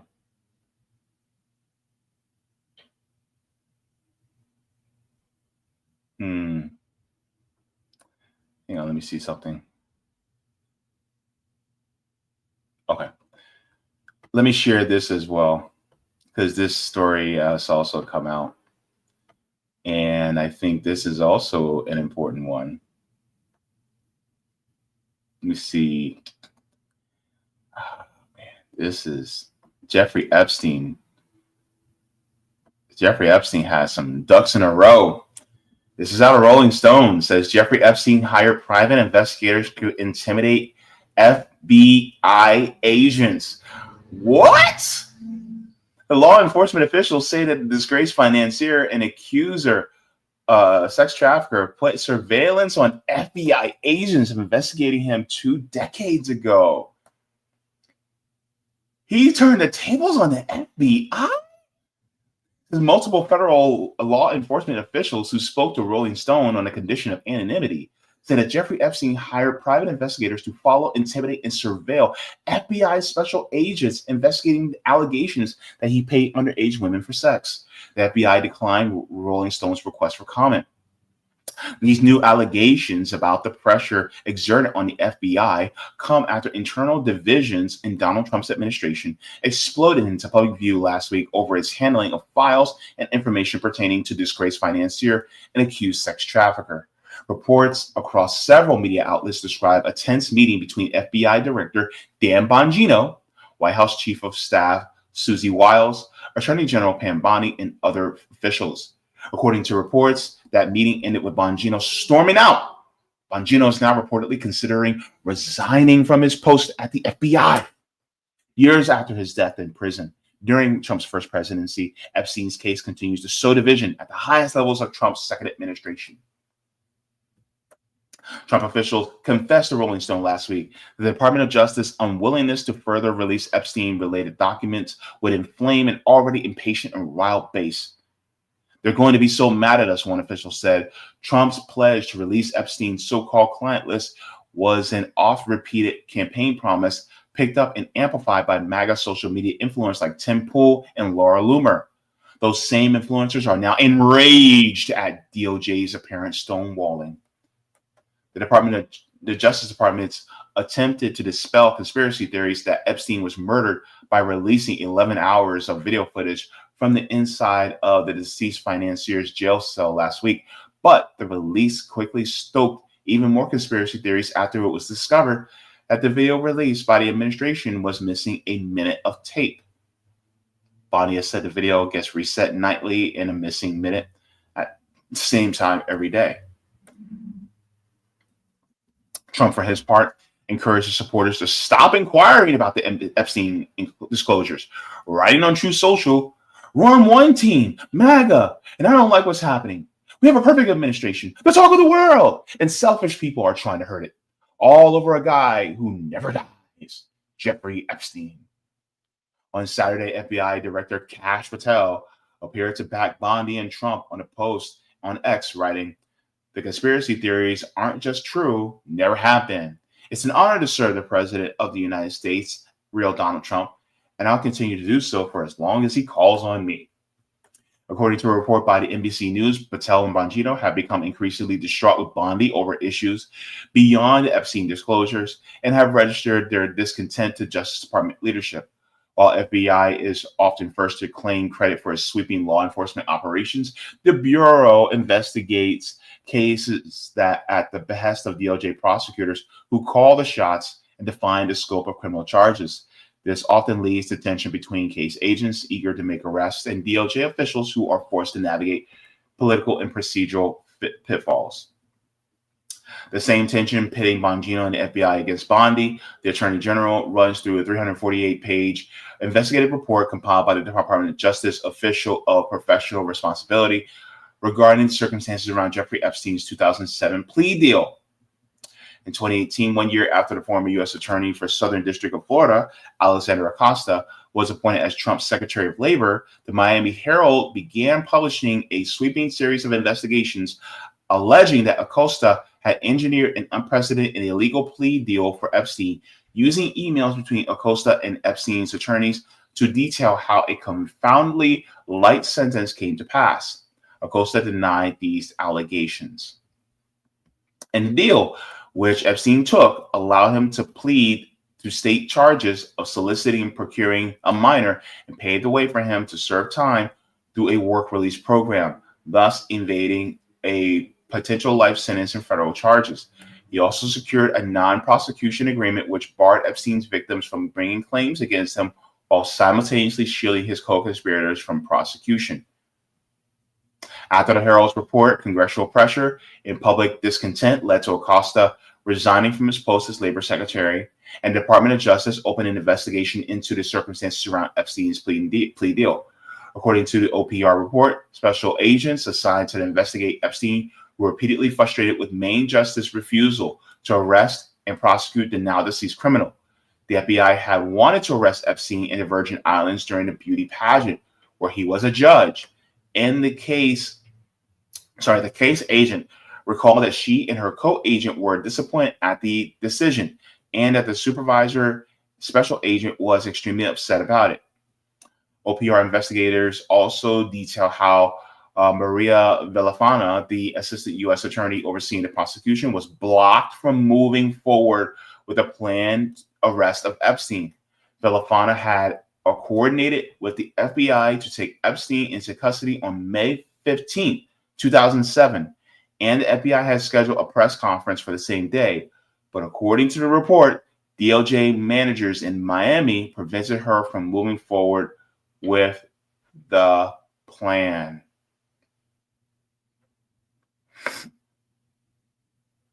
Woo! This thing goes deep.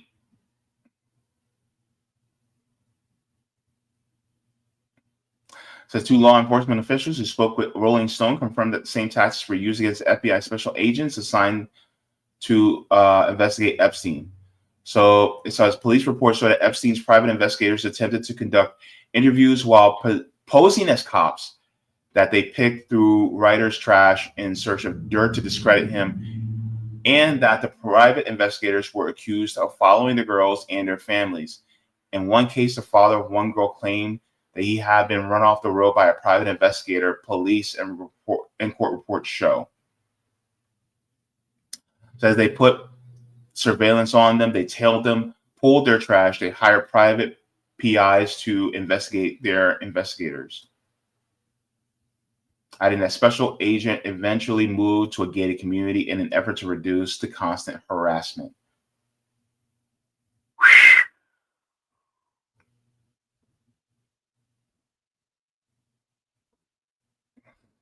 Wow.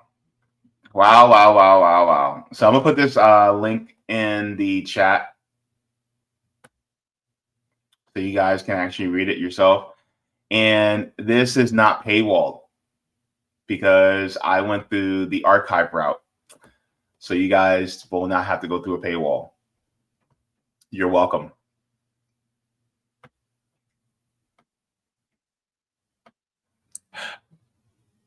There you go. Bam. Dum dum dee dee. So let's continue on with watching MAGA flail, because it's quite interesting to see.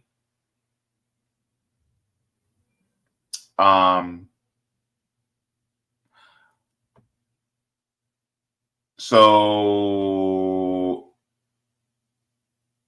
apparently Trump in his tweets, not tweet, but his Truth Social post regarding basically we just need to just shut up about Jeffrey Epstein. Well, Trump actually got ratioed for the first time ever. Let's look at this. So here is some of the responses that his supporters have said. So Greeks for Trump says, we love your job you're doing, Mr. President, but the fact that Jeffrey Epstein files must be made public, and then the prosecution of these pedos must follow. Curtis Jackson says, more gaslighting. I thought you were above this. You'll never hear the end of this if you do not instruct the complete release of the names of those in power in both DC and Hollywood who sexually assaulted children. Don't become part of the swamp that you fought so hard to defeat. This person says, Mr. President, we were promised everything. We were going to get exposed, and the deep state thugs were going to get exposed. So this person, Salty Snipe, says, respectfully, release the files, transparency or complicity. This person says, F you, release the Epstein files, you traitor. Says, no, Mr. President, sorry, MAGA doesn't agree with you on this Bondi situation. This person says, read the room, Donald Trump campaign on full transparency, and Pam Bondi needs to deliver full transparency or be fired. This person says, sorry, this is not holding water. Girls were used and abused by this man and many other men. They need to pay the price. And then the last two down here says, Donald Trump, you are completely out of touch.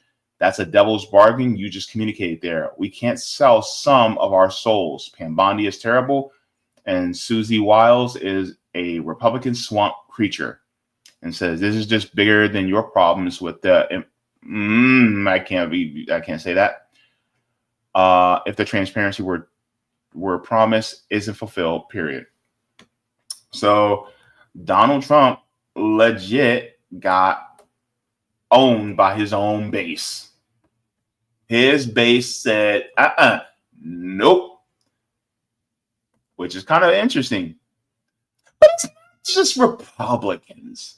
It's not just Republicans that are like, we don't need to keep talking about this. Democrats are doing too. And this is why we talk about both parties being trash. Richie Torres comes to the front. Richie Torres, right here. Can we be clear that the Epstein controversy is a distraction of Donald Trump's own making? That he was fanning the flames of the Epstein conspiracy theory during the campaign, and so now he's essentially an arsonist pretending to be a firefighter. And there was no need for an investigation. The medical examiner had investigated the matter and found that Epstein died by suicide. The same conclusions were drawn by the Bureau of Federal Prisons. There was no need for a new investigation unless the purpose was to legitimize a conspiracy theory. Can we be clear that the Epstein controversy is a distraction of Donald Trump's own making? That he was fanning the flames of the Epstein conspiracy theory during the campaign, and so now he's essentially an arsonist pretending to be a firefighter. And there was no need for an investigation. The medical examiner had investigated the matter and found that Epstein died by suicide.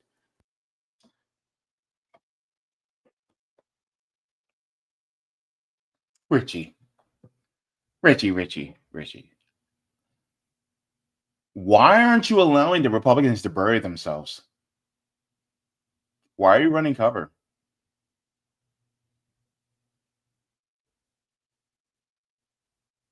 Why aren't you allowing them to burn? I thought you were the opposition party. I mean, I don't know. I thought you were part of the opposition.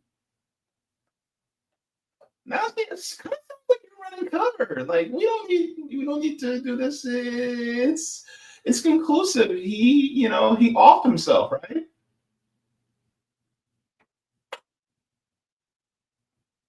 That's the official narrative.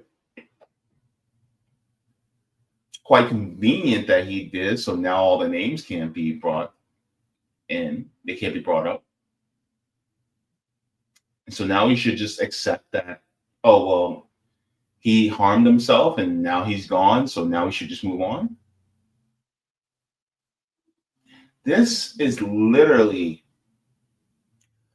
this.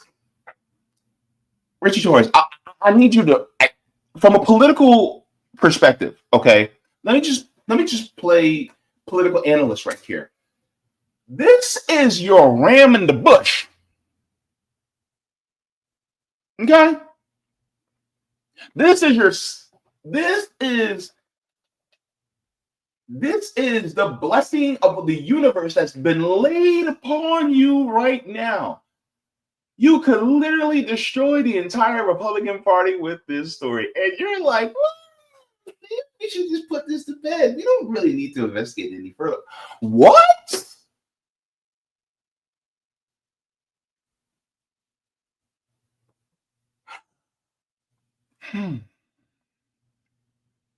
What do you know, Richie?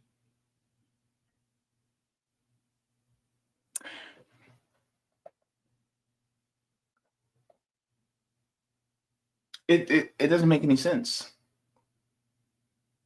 You literally have the ability to destroy opposition for generations, and you're not taking it.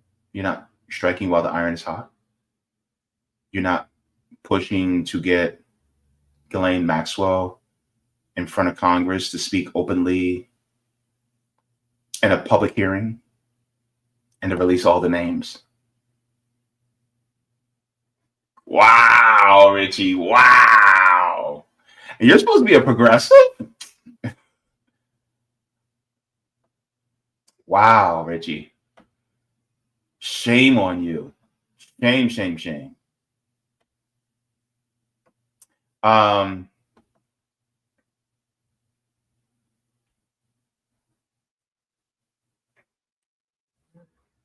It's bad. So much so that even some people who were, I'll say it, people who were supporters of Trump are now going, hey, something's not right here. And they're willing to say it out loud. Let's do it. Let's bring in Tucker. Not acceptable. And I think the real answer is Jeffrey Epstein was working on behalf of intel services, probably not American. And we have every right to ask, on whose behalf was he working? How does a guy go from being a math teacher at the Dalton School in the late 70s with no college degree to having multiple airplanes, a private island, and the largest residential house in Manhattan? Where did all the money come from? And no one has ever gotten to the bottom of that because no one has ever tried. And moreover, it's extremely obvious to anyone who watches that this guy had direct connections to a foreign government. Now, no one's allowed to say that that foreign government is Israel because we have been somehow cowed into thinking that that's naughty. There is nothing wrong with saying that. There is nothing hateful about saying that. There's nothing anti-Semitic about saying that. There's nothing even anti-Israel about saying that. I've spent my entire life pretty much in Washington, where I knew and loved a number of people, including one very close person who worked at CIA. That has never prohibited me from saying, I think the CIA has done some horrible things, murdered a bunch of people, participated in the murder of a sitting US president. It's got a whole trail of crimes. That doesn't make me a disloyal American. It doesn't make me anti-American in any sense. I was born here. My family's been here for hundreds of years. I love this country. That's why I live here. So criticizing the behavior of a government agency does not make you a hater. It makes you a free person. It makes you a citizen. You're allowed to do that because you're not a slave. You're a citizen. And you have a right to expect that your government will not act against your interests, and you have a right to demand that foreign governments not be allowed to act against your interests. Oh, snap! Oh, snap! Look, I usually don't agree with Tucker Carlson very much, right? I'm a big old commie. I don't agree with him on hardly anything. But this, Tucker Carlson's right. If you literally have a foreign government that's influencing our electoral system, then that means that foreign government is a threat, meaning that anybody who follows the will and the interest of a foreign government, that means they are compromised, meaning they are traitors to the country.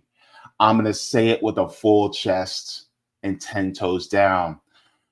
Donald Trump, Joseph Robinette Biden, Barack Obama, George W. Bush, William Jefferson Clinton are all traitors to this country, including the pretty much entirety of the Republican Party and the entirety of the Democratic Party. They're all traitors. They have betrayed the nation because it is about another nation's interests above our own. And anybody who does not see that is because they're trying to plug their ears and shut their eyes because they don't really want to realize the truth that America isn't America anymore.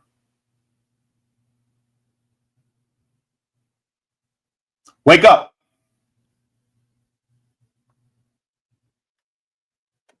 Let's continue. That's not creepy. It shouldn't be forbidden.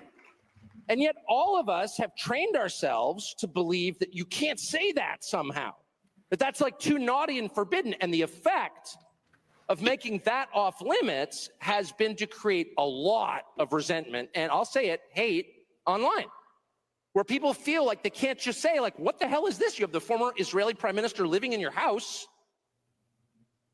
You have had all this contact with the foreign government. Were you working on behalf of Mossad? Were you running a blackmail operation on behalf of a foreign government? By the way, every single person in Washington, D.C. thinks that. I've never met anyone who doesn't think that. I don't know any of them that hate Israel, but no one feels they can say that. Why? And I think the longer that we play along with it, the more subterranean and creepy and hateful the conversation actually becomes. So I think it's better just to say it right out loud. Did this happen? And of course, that question has been asked to the government of Israel, and their answer is, we're not going to tell you. And I think our answer should be, no. As long as we're sending you money, if you were committing crimes on our soil, we have an absolute right to know, did you do this or not? And yet everybody has been so brainwashed into thinking that's somehow an expression of hate or bigotry, when it's not. It's a baseline question that every U.S. citizen has a right to an answer on. What the hell was this?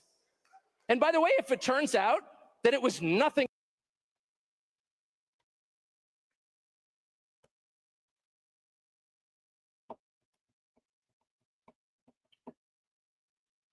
You know what?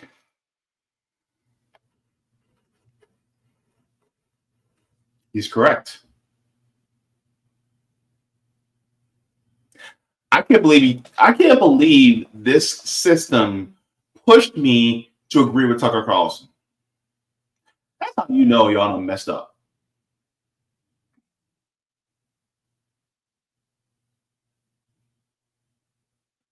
I'm gonna tell it to you like this.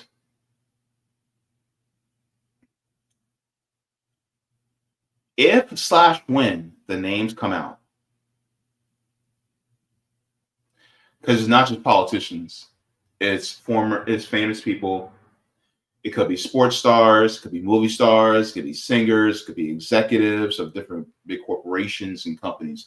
I'm going to tell you this right now. If that list comes out, This will lead to a moral and social unrest, the likes of which we have never seen. The United States will fall under its own weight. And revolution may not happen. Revolution may happen without us ever having to brandish a firearm.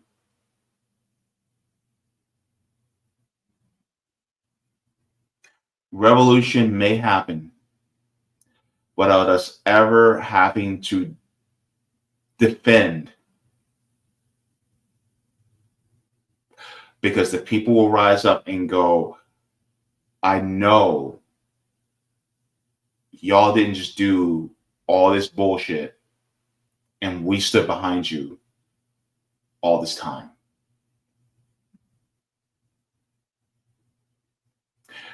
Let the names come out. If everybody that is Democrat, Republican, people who are CEOs of major corporations, dignitaries, artists, both in film, music, stage, let it come out. How many people who are living in the Hamptons were involved? How many people who live in Calabasas were involved? How many people who were in West Palm were involved? How many people were who live in these rich areas where they're, where they have these getaways are involved? Let it come out. This country is done. Because that means everybody in higher office, everybody as the captains of industry are complicit in this.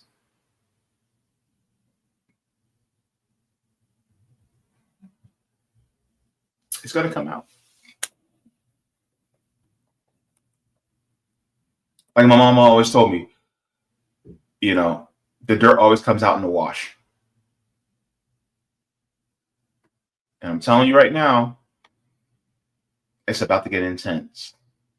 It is about to get intense. And we're seeing this happen right now.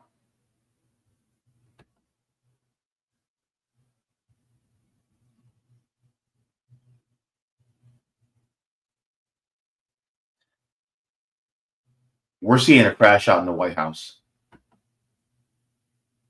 That's what we're seeing. This is a crash out in the White House.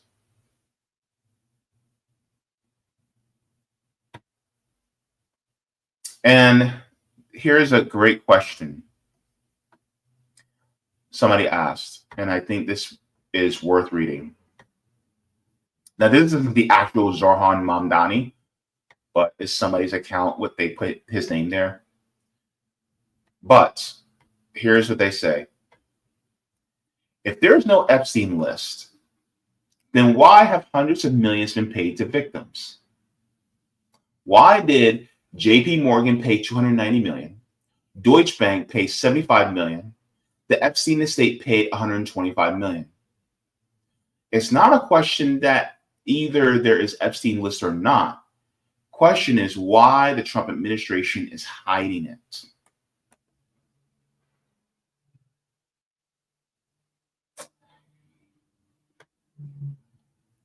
Here's the Epstein survivor. Let's get into this. I have spent the last 17 years in my own prison for what she, Jeffrey, and all the co-conspirators did to me. I was raped repeatedly. I was raped 3 times a day sometimes. And I was not the only girl on that island. There was a constant stream of girls being raped over and over and over again. And yes, Ghislaine must die in prison because I've been in hell and back for the last 17 years. And 27 for me. I was 10 years old when Liz Stein was being trafficked. I was 10. That is how long the sex trafficking ring has been going on. So, yes, people are pissed. People are pissed. The system needs to be destroyed. And this is why we talk about organizing, doing mutual aid, and building dual power. Because we're not going to go down with these parasites. We have to rise above them.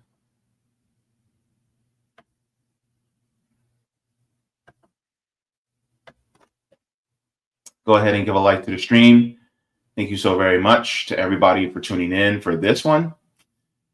It was this is getting deep. I didn't even share everything I wanted to share because due to the sake of time, but it's a lot, man. So let's get into the comments. Let's check to see if there's any Rumble rants. We are good on the Rumble side. All righty then. And let's get into this. All right.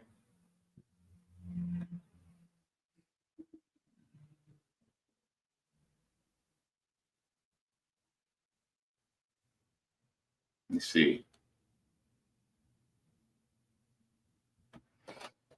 J Star says she is one nasty ass human. They're going to whitewash her and release the. I think I know what you said. Release her, basically.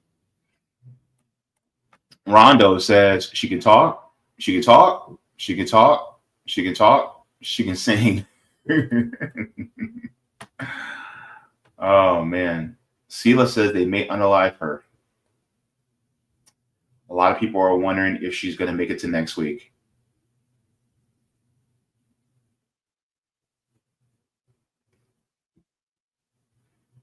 I don't know. We'll see. Jacqueline says, wonder if the price for Ghislaine's information is reduced sentence and or finishing out her sentence in the UK. That's a good question.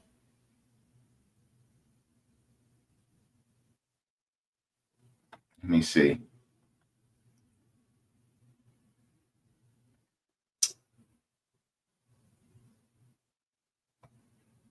Edward says, if Trump's name is on the list, this news will be big. There were rumors that Trump may pardon Maxwell.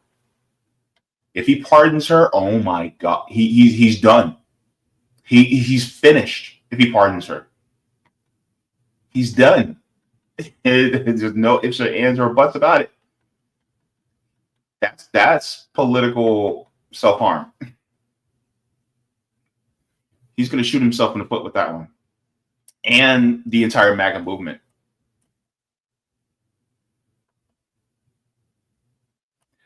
Roger, right? They're now trusting the government.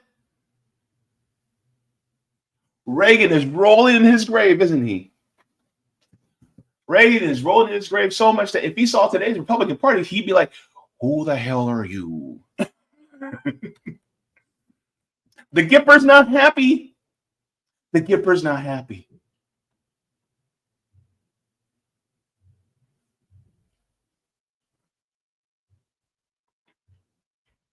Oh, yeah, Jed Eastman. I'm sorry. That's what I call Ben Shapiro, squeaky.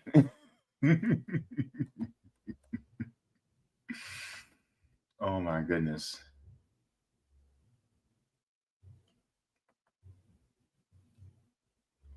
Cobra Commander says, did you know Maxine's dad, Maxwell, I think you meant, Maxwell's dad was Mossad. Yeah, Robert Maxwell, which is Ghislaine Maxwell's father, was also a Mossad agent. And for those of you who don't know, Mossad is actually Israeli intelligence. Just like the United States has the CIA, Israel has Mossad. And I think the UK has MI6. So yeah, there's their intelligence agency, spies and shit, right? Yeah. J Star says the FBI knew in 1995. Maria Farmer. Hmm.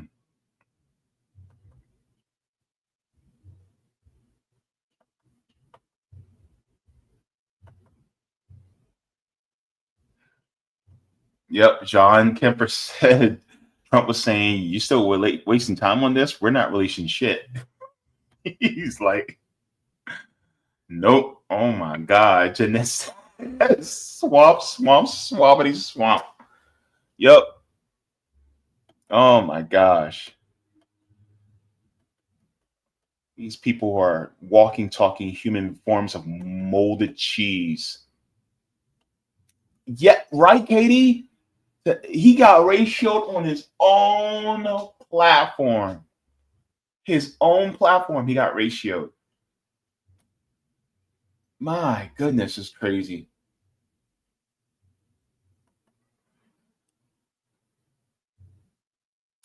Plum Drum says everyone is spinning their own way to cover for criminals. Yeah, they're gonna spin it to cover. They do not want this to get out. You see, Neural Riot, good to see you in the chat. Edward says, I grew up in the Bronx, and Richie Torres has let the Bronx crumble. He doesn't care about the people in the borough. All he cares about is Israel. Yep. You're probably looking at some of them IDF soldiers. Mm-hmm. Anyway. I can say that because me and Richie Torres play for the same team, LGBTQ. So I can say that. Rondo says unrest. We're already experiencing unrest. Yeah, but what type of unrest I mean is unrest basically on steroids. It means like people ready to get out in these streets and do some things. You know what I'm saying? Because it's like because okay, you see the outrage about Palestinian kids getting murdered, right? I'm gonna make a statement. Some people are gonna get mad, but it is what it is, and it's the truth.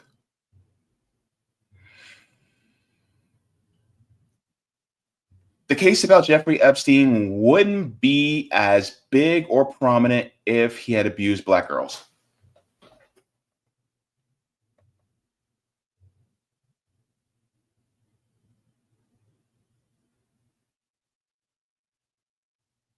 Sit with that and let that marinate in your mind.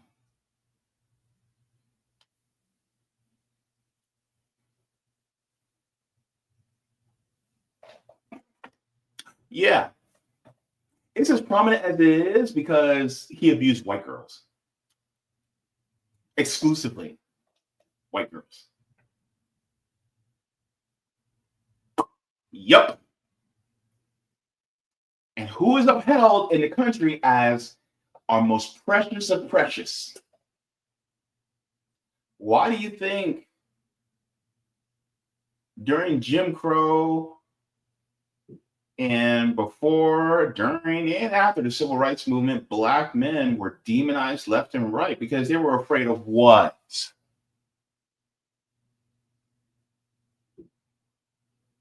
Taking whom? And imagine, to their surprise, one of their own abused the group that they found to be the most precious. Mm-hmm. That's why it's so big. They're the sacred cow. It's the sacred cow of the entire United States. Blonde hair, blue-eyed white girls are the sacred cow. That's basically what it is. And people may get mad at me for that, but hey, it's the truth. Jeffrey Epstein would have not been in as much hot water if it was a black girl, especially if she would have been dark skinned. If the black girls would have been dark skinned, may not even know who Jeffrey Epstein is. Yeah, I said it. Because it's true. Black people in the chat, y'all can attest to that.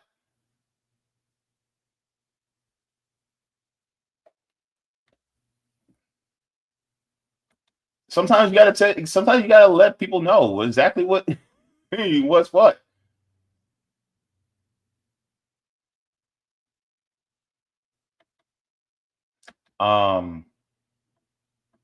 Yeah.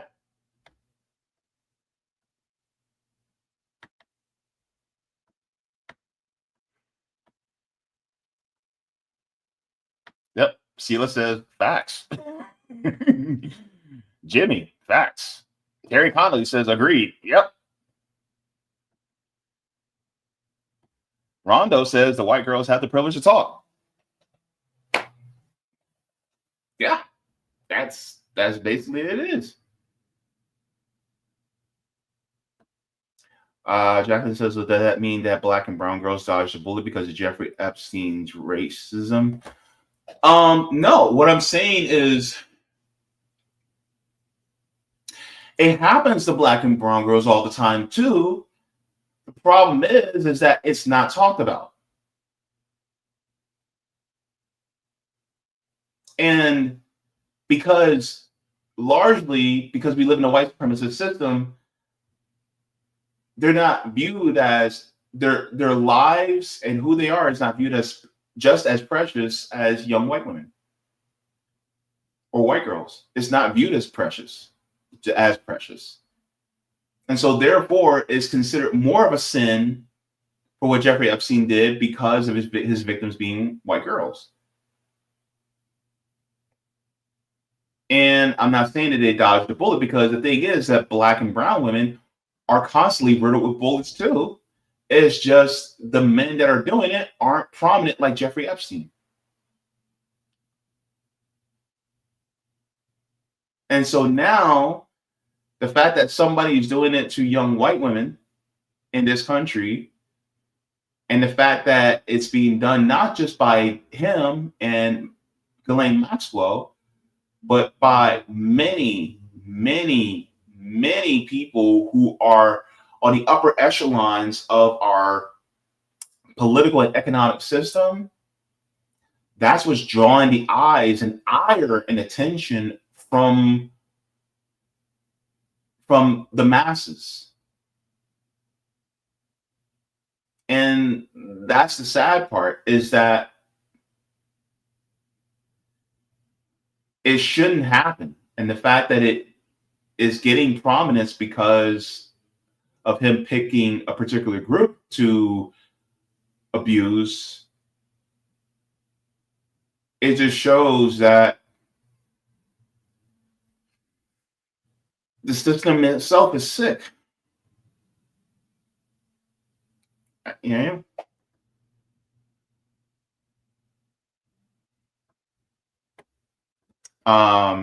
Jacqueline says, sorry, JB, I know this happens to black and brown girls and women. It's usually ignored, but I was talking about this particular case.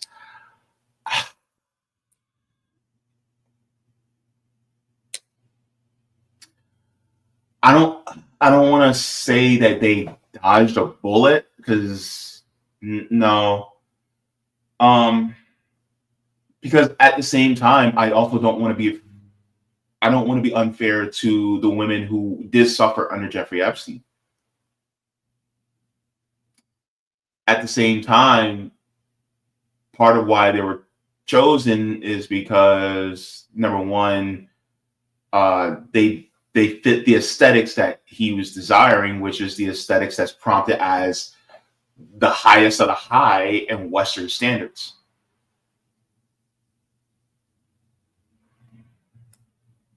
And so, as far as the prominence is concerned, that's why it's getting so much attention. If we didn't have this Eurocentric beauty standard that was pushed on this nation, then it would get just as much attention no matter who it is. But the fact is that because of a white supremacist system, it gets more prominence due to European beauty standards as well.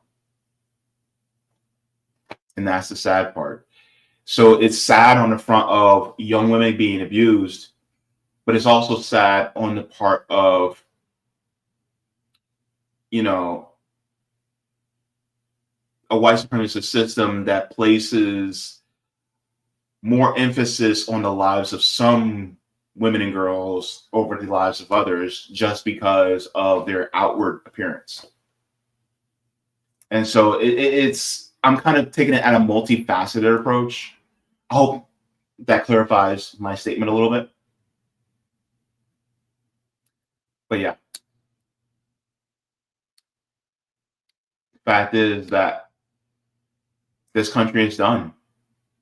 It's finished. It's over.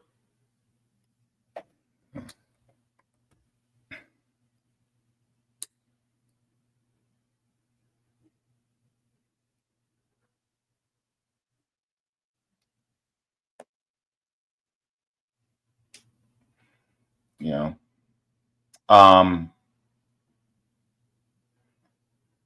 Emily Pike, R.I.P.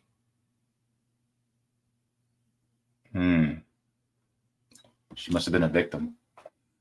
Yeah. And it's that, but that's basically this system. And this is why the system needs to change as a whole. Because there's so many people, like, you know, earlier in the show, I was talking about how boys are vulnerable, you know, when it comes to violence in the state, things like that. And then now we're shifted from boys to girls and how they're not being, they're being treated, you know, horribly.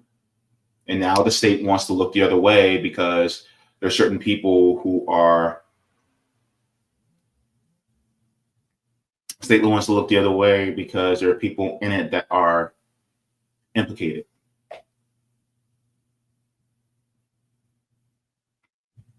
So, yeah. But it's time for me to go. And as all good things, they must come to an end. For now, I'll be back. And I will be back this Friday for another reading. I will be getting back into Presidential by Margaret Kimberly. We're going to be doing the reading for that this Friday. So I'll be getting into that. So I cannot wait to get back into the reading. Also, guys, I just want to give a shout out to Christian Smalls, who is doing the damn thing. He is going on a flotilla to Palestine, and he is getting he's getting some supplies to the Palestinians there. And so I'll make sure, actually, let me go here. But he is one of the Americans on the boat that is going to Palestine to share, to show what's going on. And the Handala. So he's out at sea now. And so let me share this. Shout out to Christian Smalls.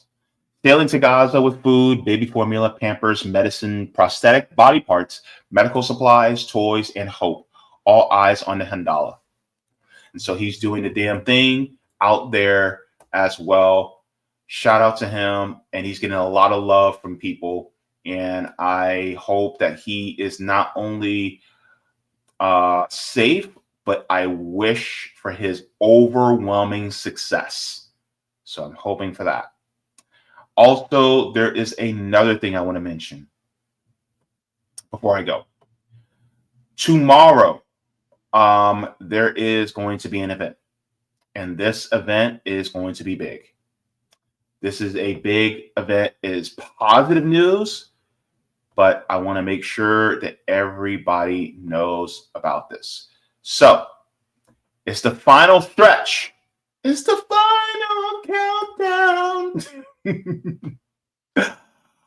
Rome and Nick from RBN are going to be in Chicago tomorrow. Yes, tomorrow. They will be doing the mutual aid event with Fred Hampton Jr.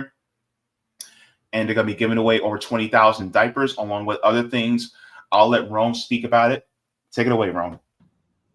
Good afternoon. I'm pretty sure you know, but if you don't know, tomorrow we will be out in Chicago with the Black Panther Club's Tour for the Poor Care Party, and RBN will be out there on the ground. We're still trying to raise money for the giveaway. We need about $500 to get us in the green. So if you can contribute, please do so. I will drop the links below. If you are in the Metro Detroit area or if you're in Chicago, please DM me or email me if you have my email so we can link up and get out there on the ground.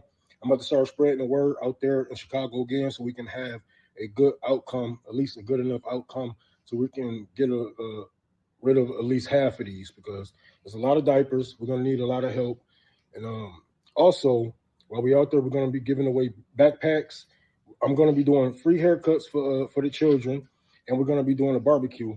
So it's going to be a good time. So if you are out there, close to the Hampton House, come out. Let's celebrate, have a good time with the people in Chicago and everybody who did contribute and did donate and is planning on helping out. Shout out to y'all, for taking time out y'all day and helping me out. So it means a lot to me. It's been a minute, trying to get all this together, but I think we can pull it off. So we're trying to raise $500 today. If you guys can, please donate to the links below. And I hope to see you tomorrow. And have a nice day. I'm still stuck on that part where you talk about they're going to be doing a barbecue, because I am a little jealous right now, because I can go for some barbecue right now. Okay. And Nick is from Kansas City. brother. Give me two plates. So with that being said, guys, let me just put so there's links here. It's going to be Cash App is Tour for the Poor. PayPal is Unholy Rome 6. Venmo is also Tour for the Poor. I'm going to put the link to the tweets, so that'll be a lot more faster, so you guys can get that directly.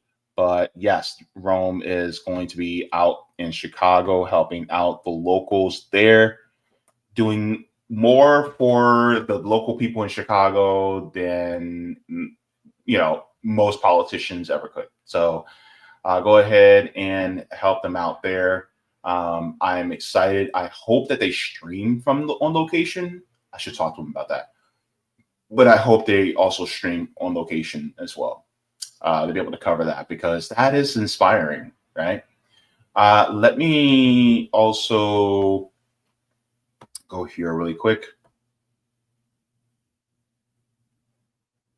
Oh my gosh, Roger.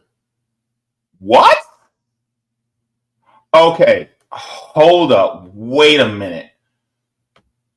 Roger, you got me just in the nick of time. Hang on. Hold up. In the opinion of the chair, the ayes have it. Wait. On this vote, the yeas are 211, the nays are 210. The previous question is ordered. The question is on adoption of the resolution. Those in favor say aye. Those opposed say no. In the opinion of the chair, the ayes have it. So what just happened? Republicans just unanimously voted to block the release of the Epstein files. What in the hell did they just do? The Republicans just handed the Democrats a victory.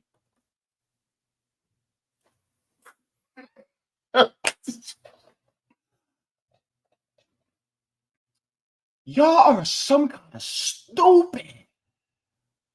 Look, I'm an independent. I am not in either party. I say leave both parties, right? Leave them both, because both parties are trash, right?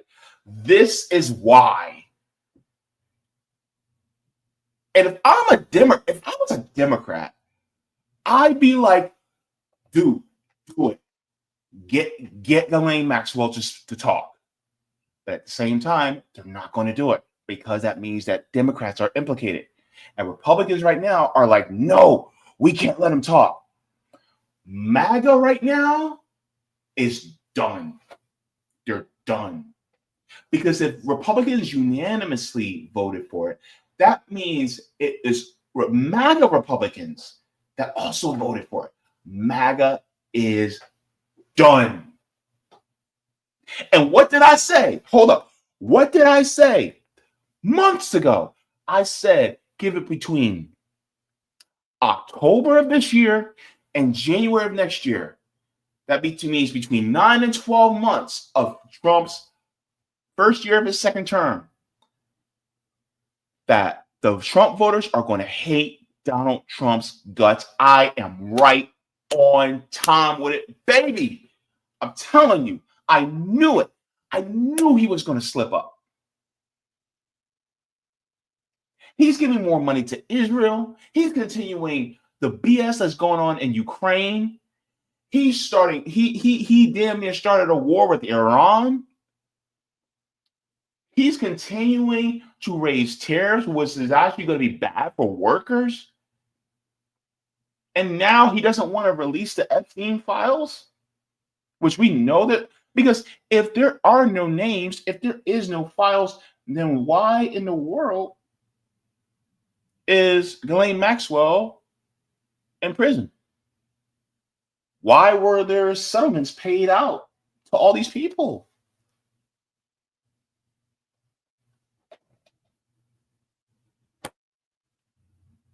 Roger, thank you for that.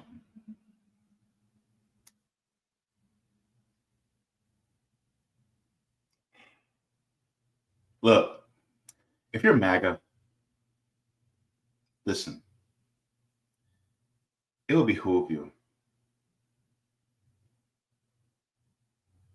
to see yourself and your fellow Americans. I don't care if that fellow American has a septum-piercing blue hair and was born male, but they like to wear fishnet stockings. I don't care. They're workers. Come together with your fellow workers. Look past all that and see them for their humanity. And realize that we have to actually come together and fight this system, because this system ain't doing a damn thing for none of us. None of us. It's not the people that are in drag that are reading books. No. It's these dudes in 500, $5,000, $10,000, $20,000 Italian suits in boardrooms. It's these politicians. They are the ones.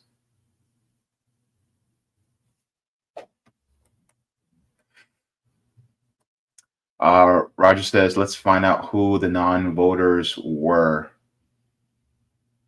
And says 2 Dems. Wow. 9 GOP and 2 Dems. Wow. Man, this is going to be huge. This is crazy. Anyway, I got to get going. Brother's hungry. But guys, keep an eye on this. Keep an eye on this. Anywho, as an aside, just to let you guys know, I know I haven't talked about this much lately because I didn't want to seem like I'm constantly like bothering people. But one thing that I do want to do is, yes, of course, many of you know that, I had a kidney transplant 3 months ago. And of course, to maintain the kidney, to make sure that I'm still healthy, of course, this requires time, travel, expenses for medications, doctor's appointments, things like that. So if you guys would like to help me to be able to continue my post-transplant treatment, you guys can donate. I have a spot fund here as well if you guys would like to. And so, yeah, I'm still raising funds for that. So I'll put the link inside the chat if you guys would like to, contribute to that. But yes, of course, I am still going through my transplant recovery. But thank you so very much to everybody who has contributed so far, almost to our goals. So thank you so very much for that. So appreciate it. Anywho, I'm gonna head on out. Thank you to all the people. Also, this Sunday, I will be at the Real Orlando Solidarity Hub, helping out with mutual aid.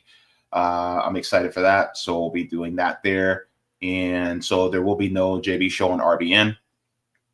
So I'll be out there doing that. So trying to do what I can to help out the people. Make sure to check out what Rome and Nick are doing in Chicago tomorrow, guys. And I will see you guys. Probably see you guys in the chat for this Savvy Sav show tonight, which will be happening in a little over an hour from now. So what do I always tell you guys? Well, water your plants, water yourselves, leave the world better than you found it. Smoke them if you got them, drink them if you got them. And if you ain't got them, then watch something funny, because joy is revolutionary. And please continue to do what you can to be kind to the people around you, because this world is harsh as it is. It only benefits us to be kind to one another.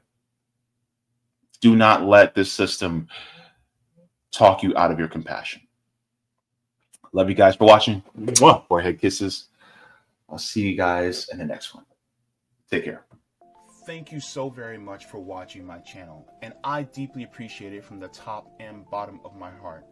If you wish to support the channel further, so I can keep bringing you content that is educational and informative, you can become a patron on patreon.com/Jaybefaunt. You can find that link in the pinned comment or in the description below. No matter what you give, you'll be supporting independent media and education that helps make the world better. Thank you so much, and you can watch more of my content here. Mwah. Forehead kisses, and have a beautiful day.